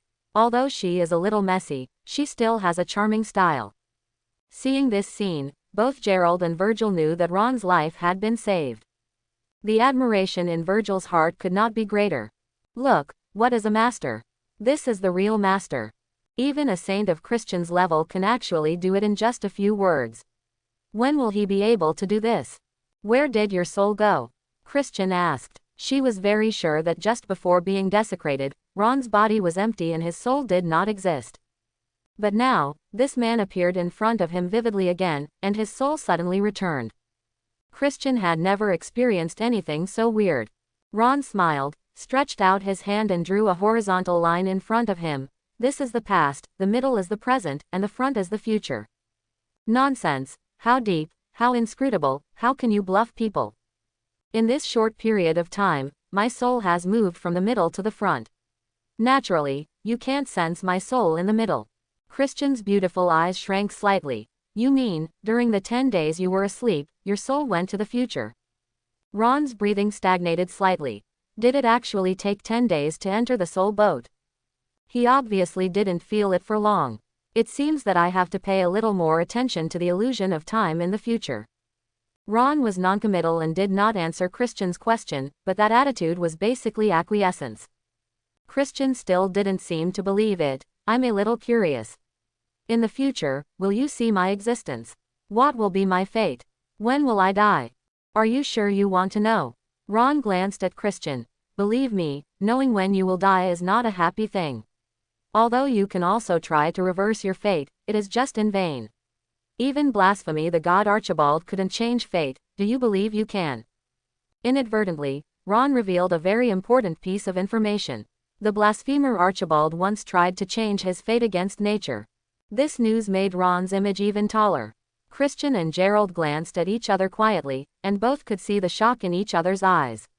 Although there are detailed records about Archibald in the history books, it seems that there are still many unknowns about him. Secret. I'm sure. Christian lowered his eyes and said solemnly. That's it. Ron took another sip of tea, and then slowly said, don't worry, you will still be there in the future. That's all. Although it's against destiny to reveal the future, I'll consider it as compensation for you. Don't go to Partridge's mausoleum. Ron originally wanted to say Archibald's mausoleum, but he thought that in this world, Archibald's existence had been replaced by Partridge. Change your words. As long as you don't enter Partridge's tomb, you can live forever, otherwise, you will be killed by Partridge. The expression on Christian's face can no longer be described as weird. Why should she go to the tomb of St. Partridge? It's not like she has nothing to do. The most important thing is that Partridge has died a long time ago. This existed thousands of years ago. How could she suddenly appear and even kill her? Not only Christian, but also Gerald, Virgil and others all looked at each other. The information revealed by Ron was even more shocking. This is impossible, the sage Partridge has long. Believe me, he is still alive. The smile on Ron's face became more and more mysterious, and you will definitely step into Partridge's tomb. This is fate, and no one can change it. Not far outside Ron's house, a ball of light suddenly exploded in the cloudy pupils of an old man with white beard and hair. His lips were trembling, and there was extreme anger on his face. There were footsteps behind them. It was Aurelia and Cecilia who had just gone out to prepare food. There was no particularly delicious meal prepared. Aurelia held a bowl of gruel in her hands, and Cecilia only had a few pieces of soft bread in her hands. Ron has been sleeping for 10 days and has just woken up. He is not suitable for food that is too hard and greasy. When she saw the old man at the door, Aurelia showed a little surprise on her face. Huh? Father Abraham, what are you doing here? Under the moonlight, Father Abraham's wrinkled face was covered with a layer of silver frost, as white as gold paper, with no trace of blood visible. If you encounter him suddenly, you may even be regarded as a walking corpse. However, the clergy of the church branch were already familiar with Father Abraham's situation, so they were not frightened by it. The only thing that surprised Aurelia was that Father Abraham seemed to blend into the surrounding shadows. If she hadn't happened to come from behind, she wouldn't have even noticed the presence of the priest. Aurelia even suspected that when she came out before, Father Abraham hadn't come yet, or she hadn't noticed it at all. A dry smile appeared on the old priest's face. It's Aurelia, it's nothing. I just saw a bright light here, and there seemed to be a lot of people. Come and take a look. Aurelia had a gentle smile on her face. She respected the old priest and every cleric in the church very much. It's a little cold outside, so the old priest should go in and sit down. Ron is also awake. Awake. A look of surprise appeared on Father Abraham's face. That's really a good thing, but what should I do in there? You young people, come together. I, an old man, will not make magic lamps. But you still have to be careful. Ron has just woken up and is weak, so don't overdo it. Father Abraham said to Aurelia, and Cecilia winked. Let's go, old man, I'm going back to sleep. He waved his hand casually, and the old Father Abraham's rickety body swayed 3 times and slowly disappeared under the moonlight. His body seemed to be stiffer, like a doll. In those turbid eyes, it seemed that he could see countless chains, like twisted snakes, crawling all over his body. Aurelia, on the other hand, flushed with shame, mumbled something, walked into the room with the porridge in her hand. As soon as she returned to the room, Aurelia could feel that the atmosphere in the room was extremely strange. Gerald, Virgil, Saint Christian, and even Serafina looked shocked. The sage Partridge from thousands of years ago is still alive. This news was like a thunderbolt to everyone. It was a funeral for a sage from thousands of years ago, with 5 kings, 7 popes supporting the coffin, and tens of thousands of masters and scholars attending. If Partridge is really still alive, it is simply an unprecedented and shocking scam. This former sage has fooled everyone in the world. But, why? Why did Partridge fake his death? As a sage, his strength is at the top of the world. Even if he is really alive to this day, there will be no problem at all. I can't think of any need for him to fake his death. Christian's face looked even more ugly. For others, the news that Partridge is still alive is shocking, but that's all. But for Christian, the meaning is completely different. The prophet predicted that she would enter Partridge's tomb and then die at Partridge's hands. Rao Shishan was very confident in his own strength, and he was definitely not arrogant enough to think that he could compete with the sages from thousands of years ago. Thousands of years ago, the sage Partridge was already the second best in the world. Except for Archibald, the blasphemer, no one could rival Partridge. After a long millennium, no one could imagine how exaggerated Partridge's strength would be. After a long time, Christian sighed quietly. She finally understood what Ron meant. You have a glimpse of your destiny, and you know when and how you will die. You want to change your destiny against the will of heaven, but you have no hope at all. You can only wait for death to come in depression and despair. This may be the cruelest punishment in the world. For a moment, Christian's look at Ron became complicated. For the first time, she understood what kind of weight Ron was carrying. This man's will is far stronger than imagined. Christian admired few people. Ron was the only one who admired him. There was silence in the room. Aurelia gently placed the porridge in front of Ron. Ron didn't care about the atmosphere around him. He picked up the bowl and drank slowly, and his cold body gradually became warmer. His eyes drifted quietly to the window, but quickly turned away. After filling his stomach again, Ron finally felt completely alive. He seemed to feel that the deception was not enough. Christian's shocked, depressed, and even frightened eyes made him feel inexplicably happy. Deceiving people is really addictive. He got worse.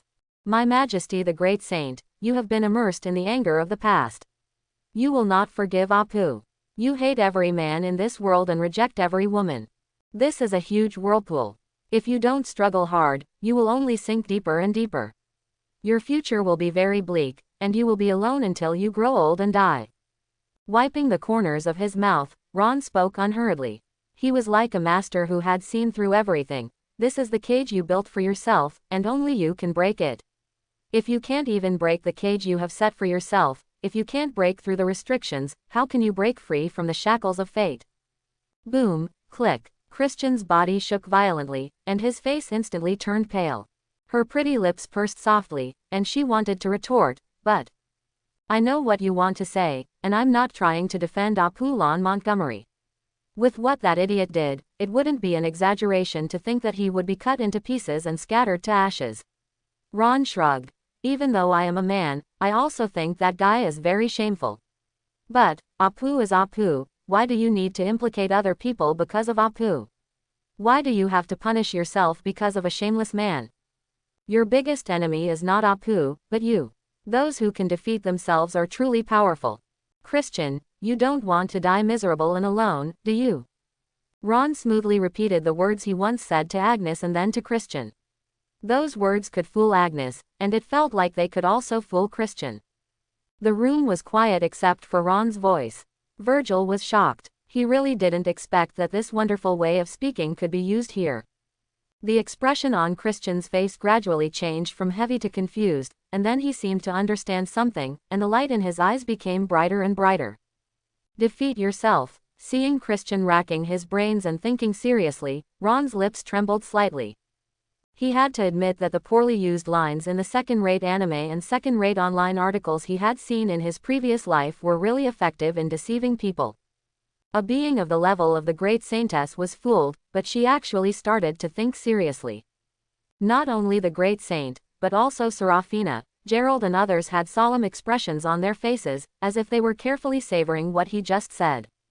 Even Virgil, who had always thought Ron was a charlatan, put away the frivolity on his face. Is this what it feels like to be a master when you fool a large group of people at once? That scene made Ron want to laugh. But he had received professional training and would not laugh easily unless. Ron really didn't smile. He could hardly hold back his smile, and the slightly raised corners of his mouth froze in the next moment. Call. A strange wind sound suddenly came from the room with the doors and windows closed. The magic chandelier on the ceiling swayed, and the light in the room was misty. Whether it was the moonlight outside the window or the light emitted by the magic lamp, they all seemed to be attracted by something. The light bent in midair, drawing round arcs and focusing on the Saint Christian. Under the light, Christian seemed to turn into a little sun. However, it is not as dazzling as the scorching sun, but as gentle as the rising sun. Christian's eyes were slightly lowered, his face was solemn, and his beautiful cheeks looked more beautiful, holy, and elegant at this time. Her long golden hair swayed and her skirt flew. A small vortex seemed to form around the plump body, swallowing up the light gathering around it. Buzz. Then, the small room shook violently. The energy further away has also been mobilized, through the walls, through the door, through the glass, surging in the room. The curtains rattled. Those energies gathered together and seemed to evolve into trickles, following different trajectories and converging into the same goal. And the aura released by the great Saint Christian is getting stronger and stronger. Virgil left the house immediately and stood guard at the door, strictly prohibiting anyone from getting too close. As long as you are not blind, you can see that Christian is at the critical moment of breaking through the realm and must not be interfered with in any way. Ron's lips were really trembling. Warnma. He just said a few random words. Is he really so powerful? Could it be that this great saint really defeated the other self in her heart and defeated herself?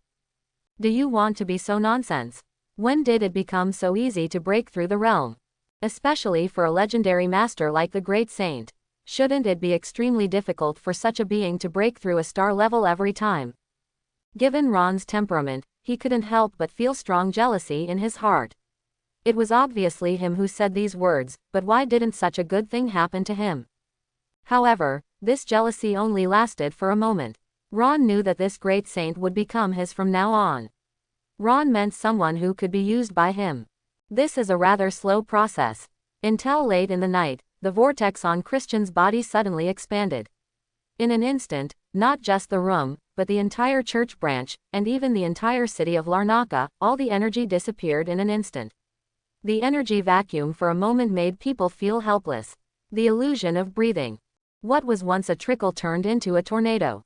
Christian, who had been silent all this time, suddenly opened his arms, and his majestic chest seemed to be embracing something, letting all the amazing energy sink into his body. After a long time, the whirlpool on his body gradually disappeared. The flying long hair also slowly fell down. From the outside, the great saint has not changed at all, but she seems to be a different person. The long golden hair is even brighter, as if made of gold threads, and the skin, which is as delicate as jade, cannot feel any flaws at all, is looming, and even exudes a hazy luster. Christian was originally in his 30s, but at this moment, he suddenly looked 10 years younger. The fullness of a mature woman and the vitality of a girl are perfectly integrated in her body.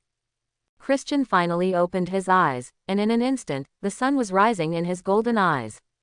Congratulations to your majesty the great saint, your strength has improved again. Virgil's timely flattery came from the door. Gerald and Serafina were also full of envy. They were also comprehending what Ron said. However, after all, there is no such excellent understanding as the great saint.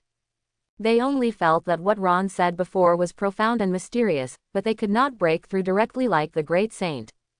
There was a smile on the face of the great saint, and the corners of her mouth turned up, making this already beautiful face even more attractive. Christian didn't even know how long it had been since she smiled. She has been trapped in the legendary 8 stars for a long time and has not made any progress in several years. But after comprehending what Mr. Ron said, this level suddenly collapsed, and her strength reached the legendary 9 stars, or even the peak of 9 stars. With just a bottle of magic potion, Christian believed that she could successfully enter the destruction level. That is the power that can directly destroy a city. In the entire Twilight continent, except for the Dragon Clan, no other race has given birth to a strong man of this level for hundreds of years. If he enters the destruction level, I wonder if he can give it a try with Partridge. Christian let out a long breath and looked at Ron. She had to admit that although this man was not strong, his state of mind was far beyond hers. She knew better than anyone how precious Ron's guidance was to her. He has a heart for the world and is kind. Despite the huge pressure on his shoulders, he still runs around the world just to save the common people. Although he killed Herman, it probably wasn't because Herman had offended him, and it certainly wasn't because Herman was Aurelia's ex-fiancé. She already knew from Dana that Herman had already turned into a monster and became the lackey of the young god's resurrection, which would definitely bring huge disaster to Larnaca City. That's why Mr. turned into a blood-handed angel and killed Herman with his own hands without any hesitation to offend Apu. In order not to implicate Serafina, Aurelia and Virgil, the whole process was completely done by hand, focusing the hatred of Apollon Montgomery on himself. He was magnanimous, and she also wanted to kill her husband, but he still guided her in the way forward. He is optimistic and open-minded, knowing that his death is coming, but he does not look forward to it. His soul even enters the front, peeks into more of the future, and guides people in the direction of progress. What a noble person this is. Such a heart, such a character. Perhaps, in the entire Twilight continent, this person is the only one who can bear the title of priest. There was no longer any disgust for men in Christian's eyes, and she only looked at Ron with gratitude. She even saluted Ron as a great saint. "Sir, you deserve this courtesy. Sir, thank you for your advice." Ron's lips twitched slightly. It would be great if he could give himself this power. Of course, it was impossible for Ron to say this. He just had an incomprehensible smile on his face. "Christian, this is the result of your own efforts and has nothing to do with me. Oh, look at how humble and polite. This is the real master. A true prophet. A true saint." Christian looked at Ron with even more admiration. "Sir, after the incident in Larnaca City is over, I hope you can go to the headquarters of the Church of the Dawn Goddess. The position of the Holy Sun has always been vacant. No one is qualified to be the sun but you." As soon as these words came out, everyone's expressions changed. The Holy Sun and Holy Daughter have extremely special significance to the Church of the Goddess of Dawn. The end of the sainthood is the great saint, who manages all the female priests in the entire church, mainly nuns, and there are 7 great nuns directly under her command. The former forgotten Dana was one of the 7 nuns. And the Sun is the cornerstone of becoming the Pope. Only by first serving as Sun, then as Vice Pope, and finally, as Pope. Hearing what Her Majesty the Holy Lady Christian means, could it be that she wants to support Ron from behind and push Ron to become the true master of the Church of the Goddess of Dawn?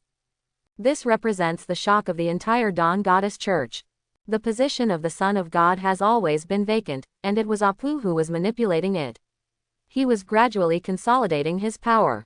When no one in the church could compete with him anymore, his son would be sent to the position of the Son of God. But now, Christian actually wants to promote Ron, who killed Herman, to the position of the Holy Son.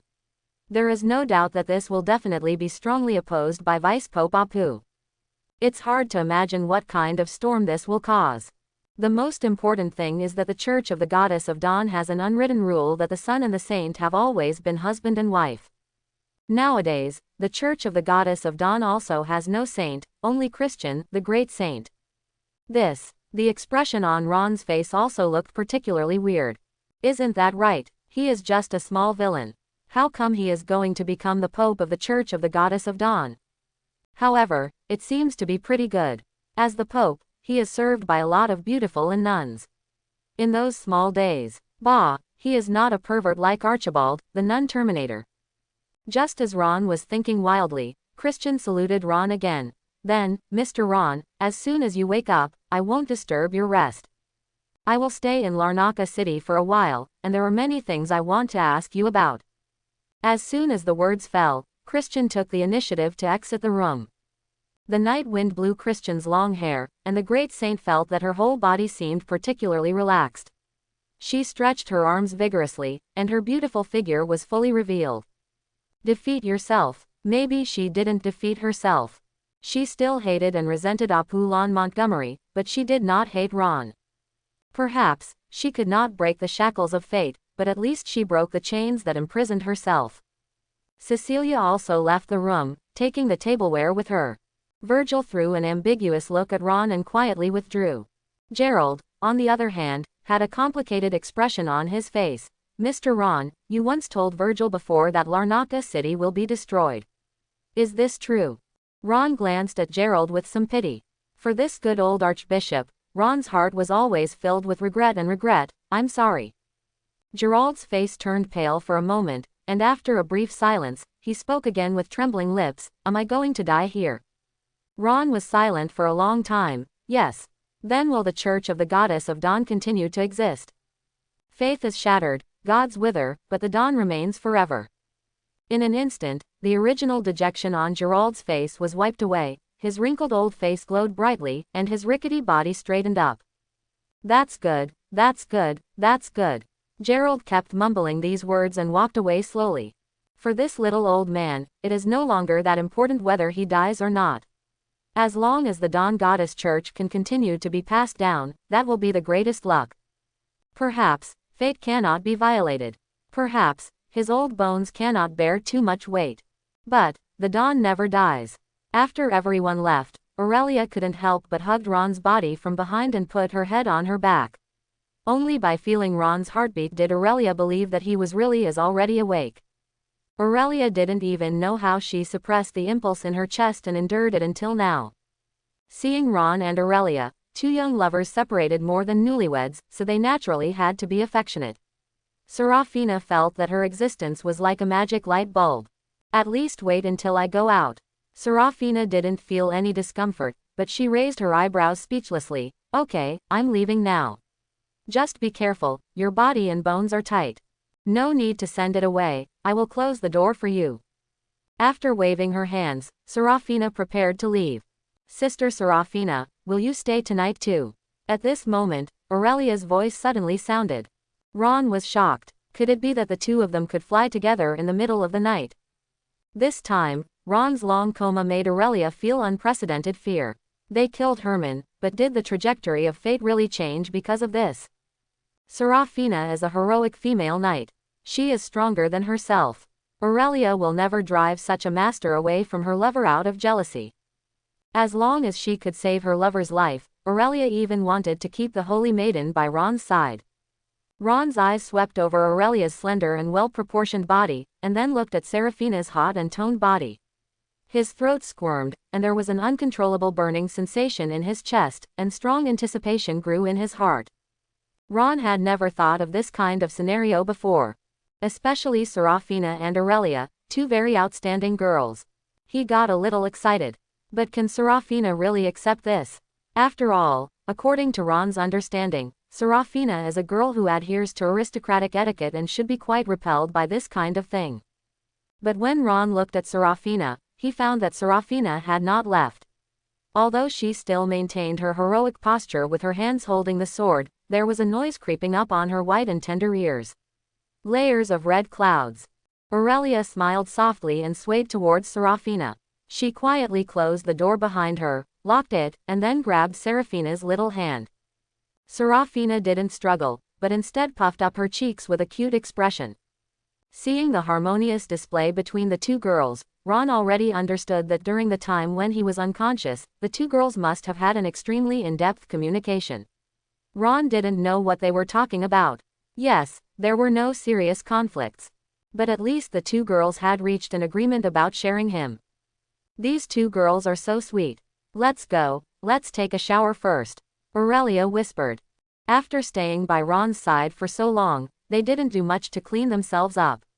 This was a special night, and Aurelia didn't want to leave a bad impression on Ron.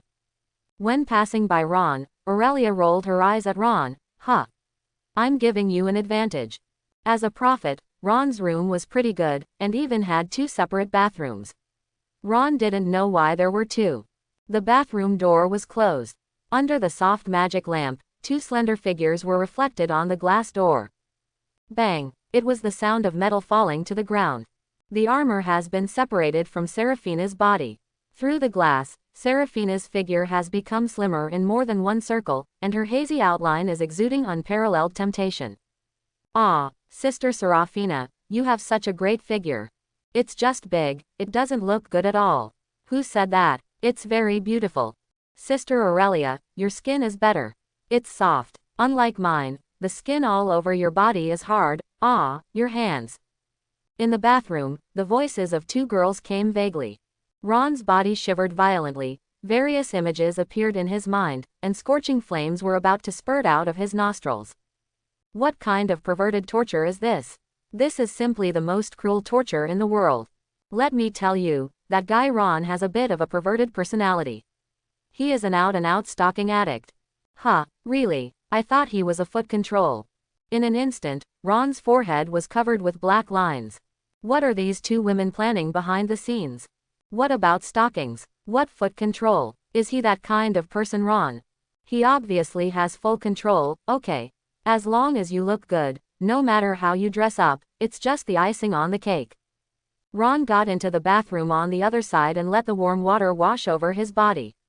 At the same time, he turned his brain desperately, hoping to divert his attention.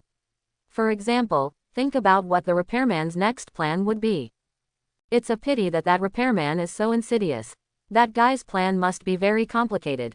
Ron's mind went blank, and he couldn't think of anything until he left the bathroom. The waiting time is anxious.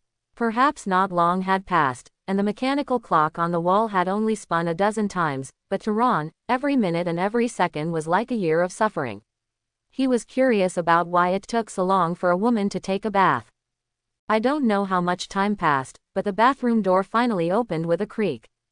Along with a puff of water mist, a figure appeared in front of Ron. The first to come out was Aurelia. Different from her usual appearance in a nun's uniform, today's Aurelia was only wrapped in a pure white bath towel, and her two slender legs as round as pillars were completely exposed in front of Ron, reflected in the light with attractive luster. Her long, wet silver-white hair hung naturally behind her back, with some water droplets dripping from the ends of her hair, rolling down to the ground along her white and greasy skin. Seeing Ron's eyes as if he wanted to eat someone, Aurelia felt a little satisfied, turned around, grabbed Serafina's little hand, and pulled Serafina's body out of the bathroom. Although Serafina has always been very decisive and neat, even when she decided to kill Herman, the female knight did not hesitate at all.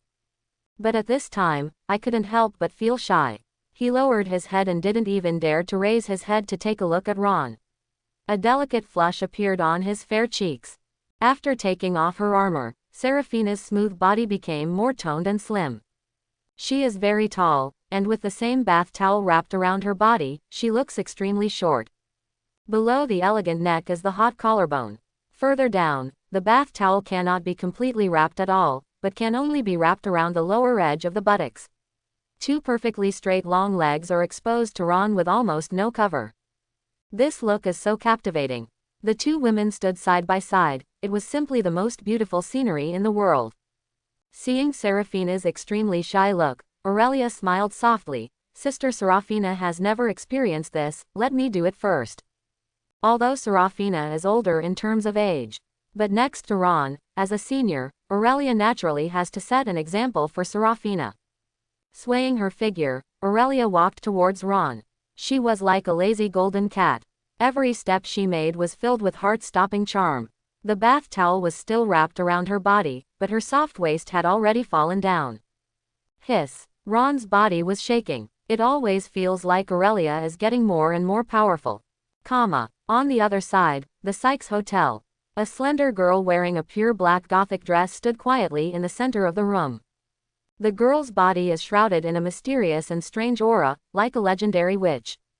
The magic lamp was not turned on, only 4 candles danced in the corners of the room. The dim candlelight was dim and shadowy, adding an eerie feel to the originally spacious and bright room. In her long, snow-white fingers, she held a piece of papyrus with a green goat drawn on it. She carefully spread the papyrus, took out a piece of parchment from her arms, used a sharp knife to cut out a human-shaped pattern on the parchment, and placed it on top of the papyrus. He took out a piece of black hair from the storage ring, and gently stroked his smooth hair with a few fingers. A long black hair was naturally caught between his fingers.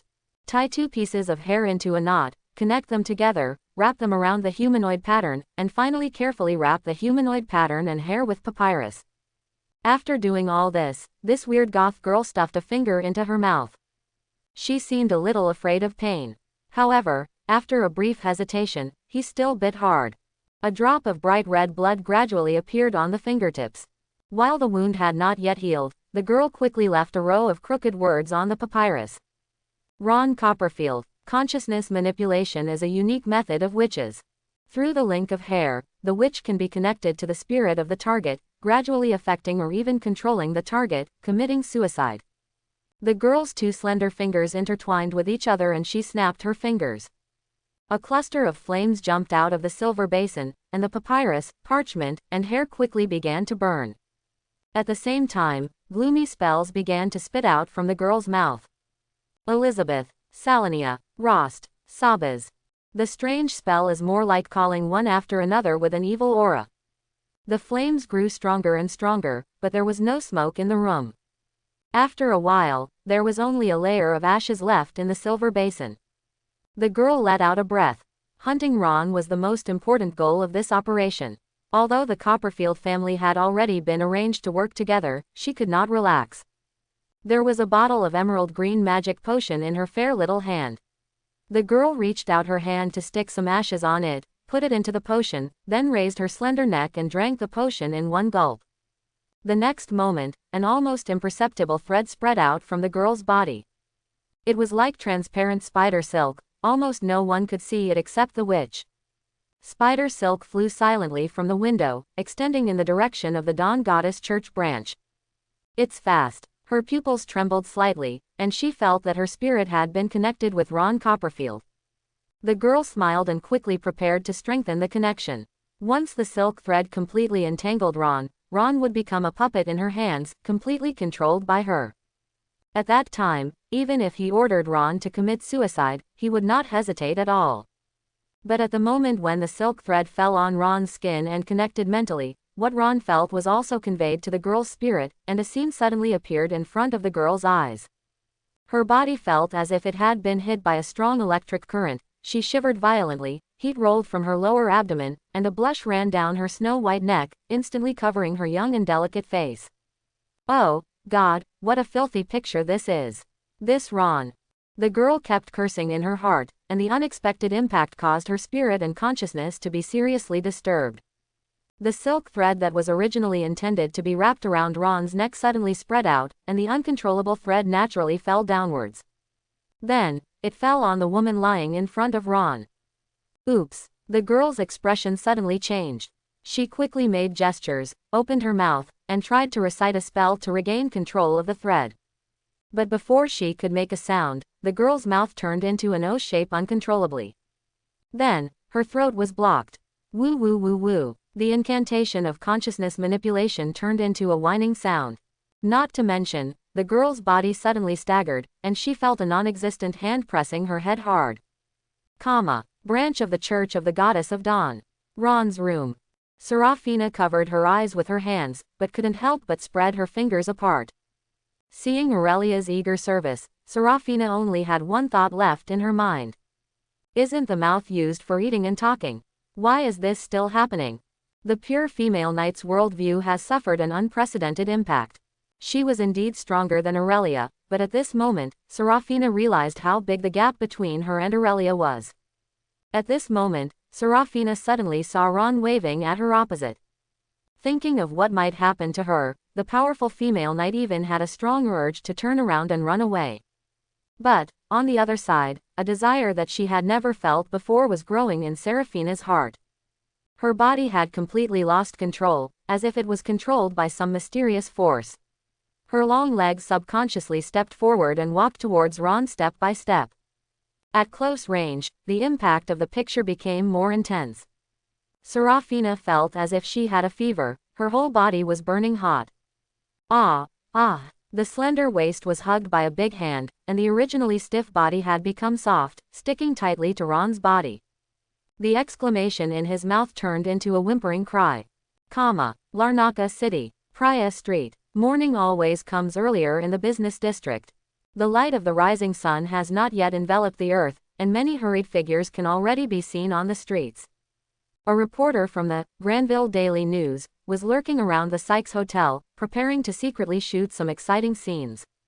If a certain priest, a certain countess, a certain marquis legitimate son's fiancé could be photographed here, the sales volume of the newspaper would often increase several times. Needless to say, this is not an easy job. Most of them need to hide around in the evening and wait until the early morning of the next day. After all, many cunning guys often sneak out in the middle of the night. This is really shameless. At this moment, the reporter's eyes suddenly became brighter. He peeked out of a window and saw a figure. Although it was only a quick glance, he swore in the name of the goddess of dawn that it was the most beautiful figure he had ever encountered in his life. Woman. As a reporter, it's not that he has never seen beautiful women. Around the Sykes Hotel, he can often see ladies with heavy makeup, aristocratic ladies in gorgeous flowers, and even holy nuns. But, there has never been anyone. A woman as beautiful as the woman I just saw. The dress with a bit of Gothic style wraps up the slender body. The pure black color does not affect the charm of the woman at all, and even adds a touch of enchantment. Just like the legendary witch. The little reporter subconsciously pointed the camera at the window, hoping to take another photo, just one. One photo is enough to bring back endless memories for him. Oh, sir, secretly filming a lady is not a gentleman's behavior. Especially, That's the lady I like. Suddenly, a voice sounded in the reporter's ears. His body suddenly stiffened, and his face turned pale but quickly returned to normal. As an experienced reporter, he knew exactly how to handle such a thing. Refuse to admit it. As long as you don't admit it and the other party has no evidence, what can they do to you? Even nobles with high status will never offend reporters unless necessary. Otherwise, countless black materials will appear in newspapers. As for authenticity, who cares? It's as outrageous as it comes. For example, a certain marquis and his family are all close relatives, and a certain countess has an affair with her son. Violence, piracy, and distortion, people like to see this. And these contents are enough to completely destroy a noble family's glory in a short period of time. It's like holding on to a big pile of excrement. Even if you wash it off, it will still stink. Thinking of this, the little reporter was no longer afraid. There was even a smile on his face. Oh, sir, what are you talking about? Which eye of yours sees me? Ah. Laugh. A strange sound suddenly sounded. The little reporter's eyes widened, and then he saw a stream of scarlet liquid spurting out from his neck. That's blood. Then, unbearable pain hit his brain, and the little reporter's body twitched desperately like a frog on the verge of death. A few seconds later, with a pop, the reporter's body fell to the ground, leaving only one of his legs dancing nervously. This was different from what he thought. This hateful fool didn't even give him a chance to finish his sentence. He didn't follow martial ethics. It wasn't until the reporter lost his breath of life that a man appeared next to him. He was a handsome young man in his 20s. He has sunny short golden hair, a height of 1.85 meters, and a handsome face. As long as he shows a smile, he will definitely make ignorant girls scream. The mysterious young man wiped the blood-stained sharp blade clean on the corpse. Then he took out a bottle of magic potion from the storage ring and sprinkled it on the reporter. Visible to the naked eye, the reporter's body was rapidly decomposing, emitting a strong stench. As a gust of wind blew by, the stench dissipated. There was nothing left on the ground except a human-shaped mark. Looking at the glass bottle in his hand, a look of appreciation showed on the young man's face. It was indeed a creation of the witch. But, when he thought about the cost of this bottle of potion, the young man's face twitched. After all, just refining this bottle of magic potion requires at least hundreds of gold coins in raw materials. This is assuming a 100% success. If it fails, all the money will be lost. The young man felt a pang of pain at the thought of such an expensive bottle of potion being wasted on such rubbish. However, this time the situation is special after all. As a foreign visitor, he didn't want to leave too many traces here. The most important thing is that the witch lady really hates being disturbed. Pulling his clothes casually, the young man walked towards the hotel. He was originally going to go upstairs, but as soon as he reached the lobby, his eyes suddenly lit up. A beautiful silhouette appeared in his eyes. What an elegant and noble woman she is. The complicated and beautiful palace dress seems to be born for her. The bright red color is like a rose blooming in the sun. The graceful and tight figure is just perfect, like the purest creation of the goddess of nature. Oh, look, the fingers holding the fork are so slender, and they gently open the fluorescent lips, as if calling him to come closer. Bah! Bah! The young man spit a little saliva into the palm of his hand, and then put a touch on his hair to make his hairstyle look more handsome. Then, he confidently stepped forward and walked towards the woman. Elegant lady, the goddess gave me these eyes so that I can appreciate your beautiful face. Even if my eyes become blind immediately, they have already completed their mission. While speaking disgusting words of love, the young man stretched out his right hand towards the woman opposite. My lord, Ron Copperfield, I hope I have the honor to know the lady's name. Dolores, who was enjoying breakfast, suddenly paused. Her fork stayed in the air. She glanced at this handsome man. Is this Ron? Who are you fooling? Dolores silently put down her fork, raised her slender eyes, and glanced at the handsome man beside her with an indifferent gaze. Are you Ron Copperfield? The man who calls himself Ron Copperfield's right hand is still awkwardly in the air. He can't take it back, nor can he continue to hold it. This is the first time for him, who is tall and handsome, to encounter such a situation. Taking his right hand back a bit angrily, the young man coughed. Of course, is there anything wrong with this name? Dolores didn't answer, just stared at him quietly, her golden eyes making the young man feel a little numb. After a few seconds, Dolores reached out and pointed to the side. Roll. The young man's face suddenly stiffened. It seems that although this rose is beautiful, it has thorns. He smiled awkwardly and left. After staring at the young man's back, Dolores withdrew her gaze. Although she had only arrived in Larnaca City yesterday and had not had time to meet Ron Copperfield, she had already heard that Mr. Ron was an elegant gentleman. Gentle and elegant, with a touch of bookishness, elegant and mysterious. There is no way he is a street kid like Meng Lang in front of him. Speaking of which, the way this man spoke was subtly different from Granville, more like the accent of the Spang theocracy next door. A man from the Spang theocracy actually went to Granville to pretend to be a prophet. Interesting. Glancing at the back of the man walking upstairs, Dolores picked up the fork and tapped the end of the handle lightly on the table. No one noticed that there was a translucent virtual figure next to Dolores. The shadow gradually emerged. Keep an eye on that person. On the other side, a young man who claimed to be Ron Copperfield also came upstairs. Pushing open a door, inside the house, a beautiful figure was standing quietly at the window, staring at the world outside. The breeze blew, and two white and tender calves were exposed under the dark red Gothic dress. This woman is beautiful. She is no less impressive than the woman downstairs, one is enchanting and the other is dazzling. Crazy infatuation flashed in the young man's eyes, but he quickly restrained himself. He could have love with other women, but the woman in front of him was definitely not allowed. The witch's methods can be fatal. However, I don't know if it's his illusion, but I always feel that Miss Witch seems to be more attractive at this moment. His face, which was as cold as ice on weekdays, actually showed a slight blush. She seemed to have just undergone some strenuous exercise. A few strands of black hair are stuck to the smooth forehead, slightly messy. Her breathing was a little rapid, and even her bright red eyes seemed to be filled with mist. Her throat was moving slightly as she swallowed something. Maybe it's saliva. All in all, Your Majesty, the witch is showing off her charm as a woman. Faintly, you can even feel that her body is still trembling.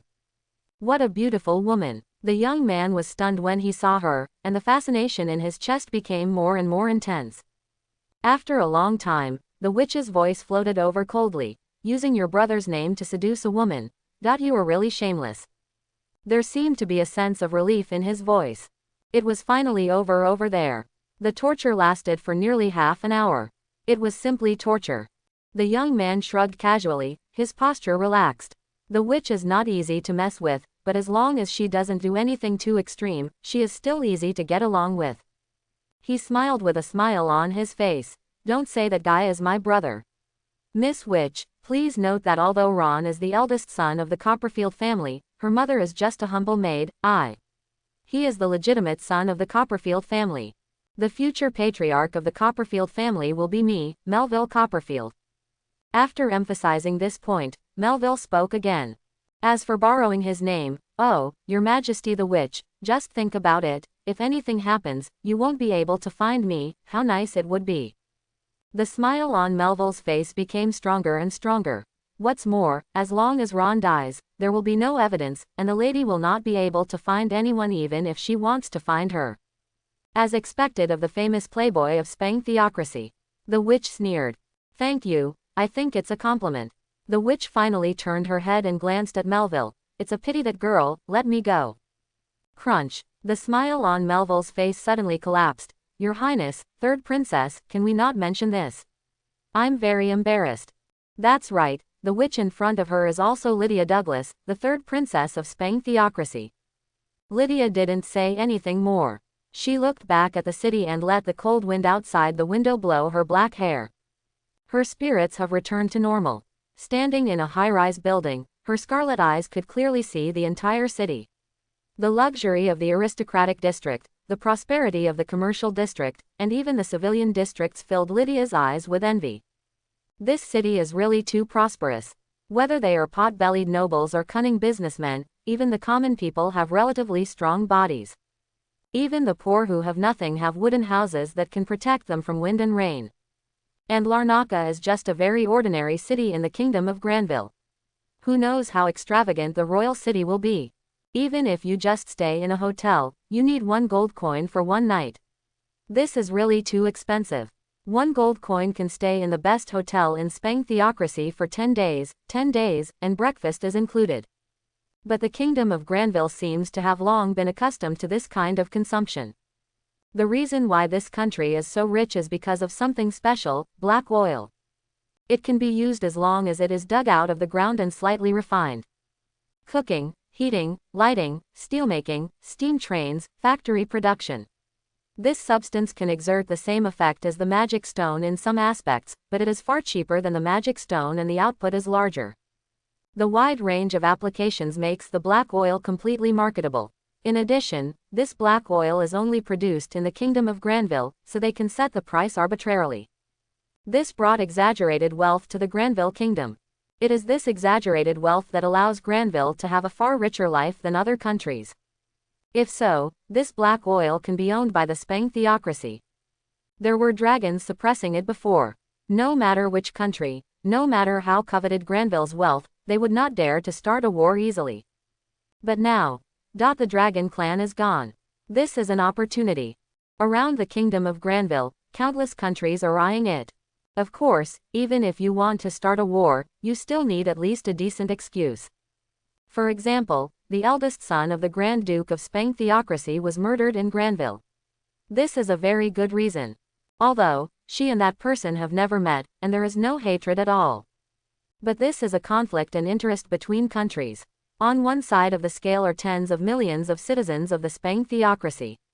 As a member of the royal family, she knows very well which side is more important. After a long time, Lydia's eyes dropped. The royal family and the church will remember the contributions of the Copperfield family.